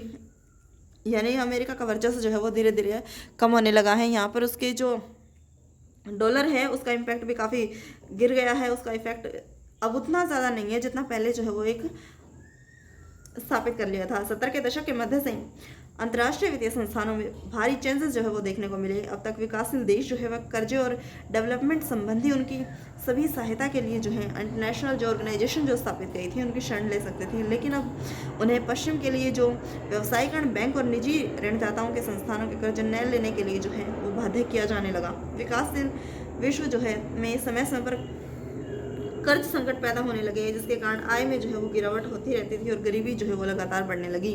अफ्रीका और लैटिन अमेरिका में यह समस्या सबसे ज़्यादा दिखाई देने लगी। औद्योगिक विश्व में बेरोजगारी की समस्या भी काफ़ी ज़्यादा इंक्रीज हुई। 70 के दशक के मध्य बेरोजगारी जो है वो और भी ज़्यादा जो है इंक्रीज हो गई, जब 90 के दशक के प्रारंभिक वर्षों में वहाँ और ज़्यादा दर्ज की गई। इसके साथ ही 70 के दशक के एमएनसी जो स्थापित की थी एशिया के अनेक राष्ट्रों में जो है उत्पादन केंद्रित करने लगी थी, जहाँ पर वेतन जो है वो कम थे। यानी कि एक तरीके से जो है मल्टीनेशनल कंपनीज जो है स्थापित की जा रही है, लेकिन ये लोगों के बीच जो विश्व के अलग अलग कंट्रीज जो हैं यहाँ पर एक बेरोजगारी जो है वो काफ़ी बड़ी समस्या उभर कर सामने आ रही है। चीन में जो है 1949 की क्रांति के बाद विश्व अर्थव्यवस्था जो है वो अलग थलग हो गई है, परंतु चीन ने जो है न्यू अपनी इकोनॉमिक पॉलिसीज जो है वो डेवलप की और सोवियत खेमे के बिखराव और पूर्वी यूरोप में सोवियत शैली की व्यवस्था समाप्त हो जाने के बावजूद जो है उन्होंने क्या किया है, पूरे विश्व में जो है दोबारा अपनी विश्व अर्थव्यवस्था को जो है एक तरीके से संपन्न बना लिया है। चीन अपने देशों में वेतन तुलनात्मक रूप से जो है कम थे, जिसके कारण क्या हुआ, विश्व बाजार पर जो है अपना प्रभुत्व कायम करने के लिए जो है प्रतिस्पर्धा कर रही जो एमएनसीज जो थी वहाँ जाकर जो है निवेश करना स्टार्ट किया। क्या आपने इस बात पर ध्यान दिया है कि हमारे ज़्यादातर टेलीविज़न, मोबाइल फ़ोन, खिलौने जो है वो चीन में ही बने होते हैं, वहाँ के जैसे ही लगते हैं। यह चीनी अर्थव्यवस्था की ही अल्प लागत और अर्थव्यवस्था के खासतौर पर वहाँ के कम वेतनों का ही नतीजा है। यानी कि सबसे ज़्यादा जो है चीन में जो है चेंजेस जो है वो हमें देखने को मिलते हैं। और वहाँ के जितने भी अभी मार्केट में हम देखते हैं टेलीफोन या फिर जो भी खिलौने हमारे हैं वो चीन से ही बने हुए जो है वो प्रतीत होते हैं और चीन में ही बने होते हैं। इसका रीज़न क्या बताया है कि वहाँ पर जो लागत है और जो वहाँ के वेजेस जो हैं वो यहाँ से बहुत ज़्यादा कम देखने को मिलते हैं, जिसके कारण जो है उन्हें काफ़ी ज़्यादा प्रॉफिट देखने को मिलता है। एमएनसीज जो है वो यहाँ पर बहुत ज़्यादा इन्वेस्टमेंट जो है वो करती हैं। उद्योगों को कम वेतन वाले देशों में ले जाने से वैश्विक व्यापार, पूंजी और प्रभावों पर भी जो है काफ़ी असर पड़ा।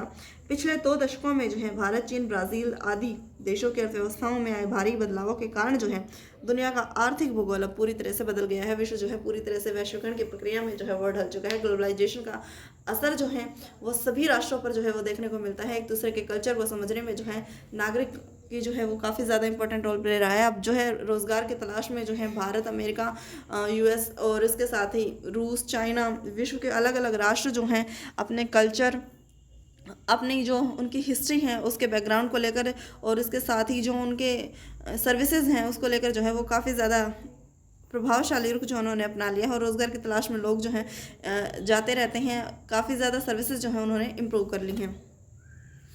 विश्व जो है एक तरीके से माना जाए तो पूरी तरह से जो है एक परिवार की भांति बन गया है और वैश्वीकरण की प्रक्रिया तेज़ गति से जो है वो कार्य कर रही है। पूरे विश्व को जो है एक अर्थव्यवस्था के लिए जो है एकीकृत रूप में समाहित कर दिया है, क्योंकि विश्व में पड़ने वाली सभी घटनाओं का प्रभाव जो है वो किसी न किसी राष्ट्र पर पड़ता है।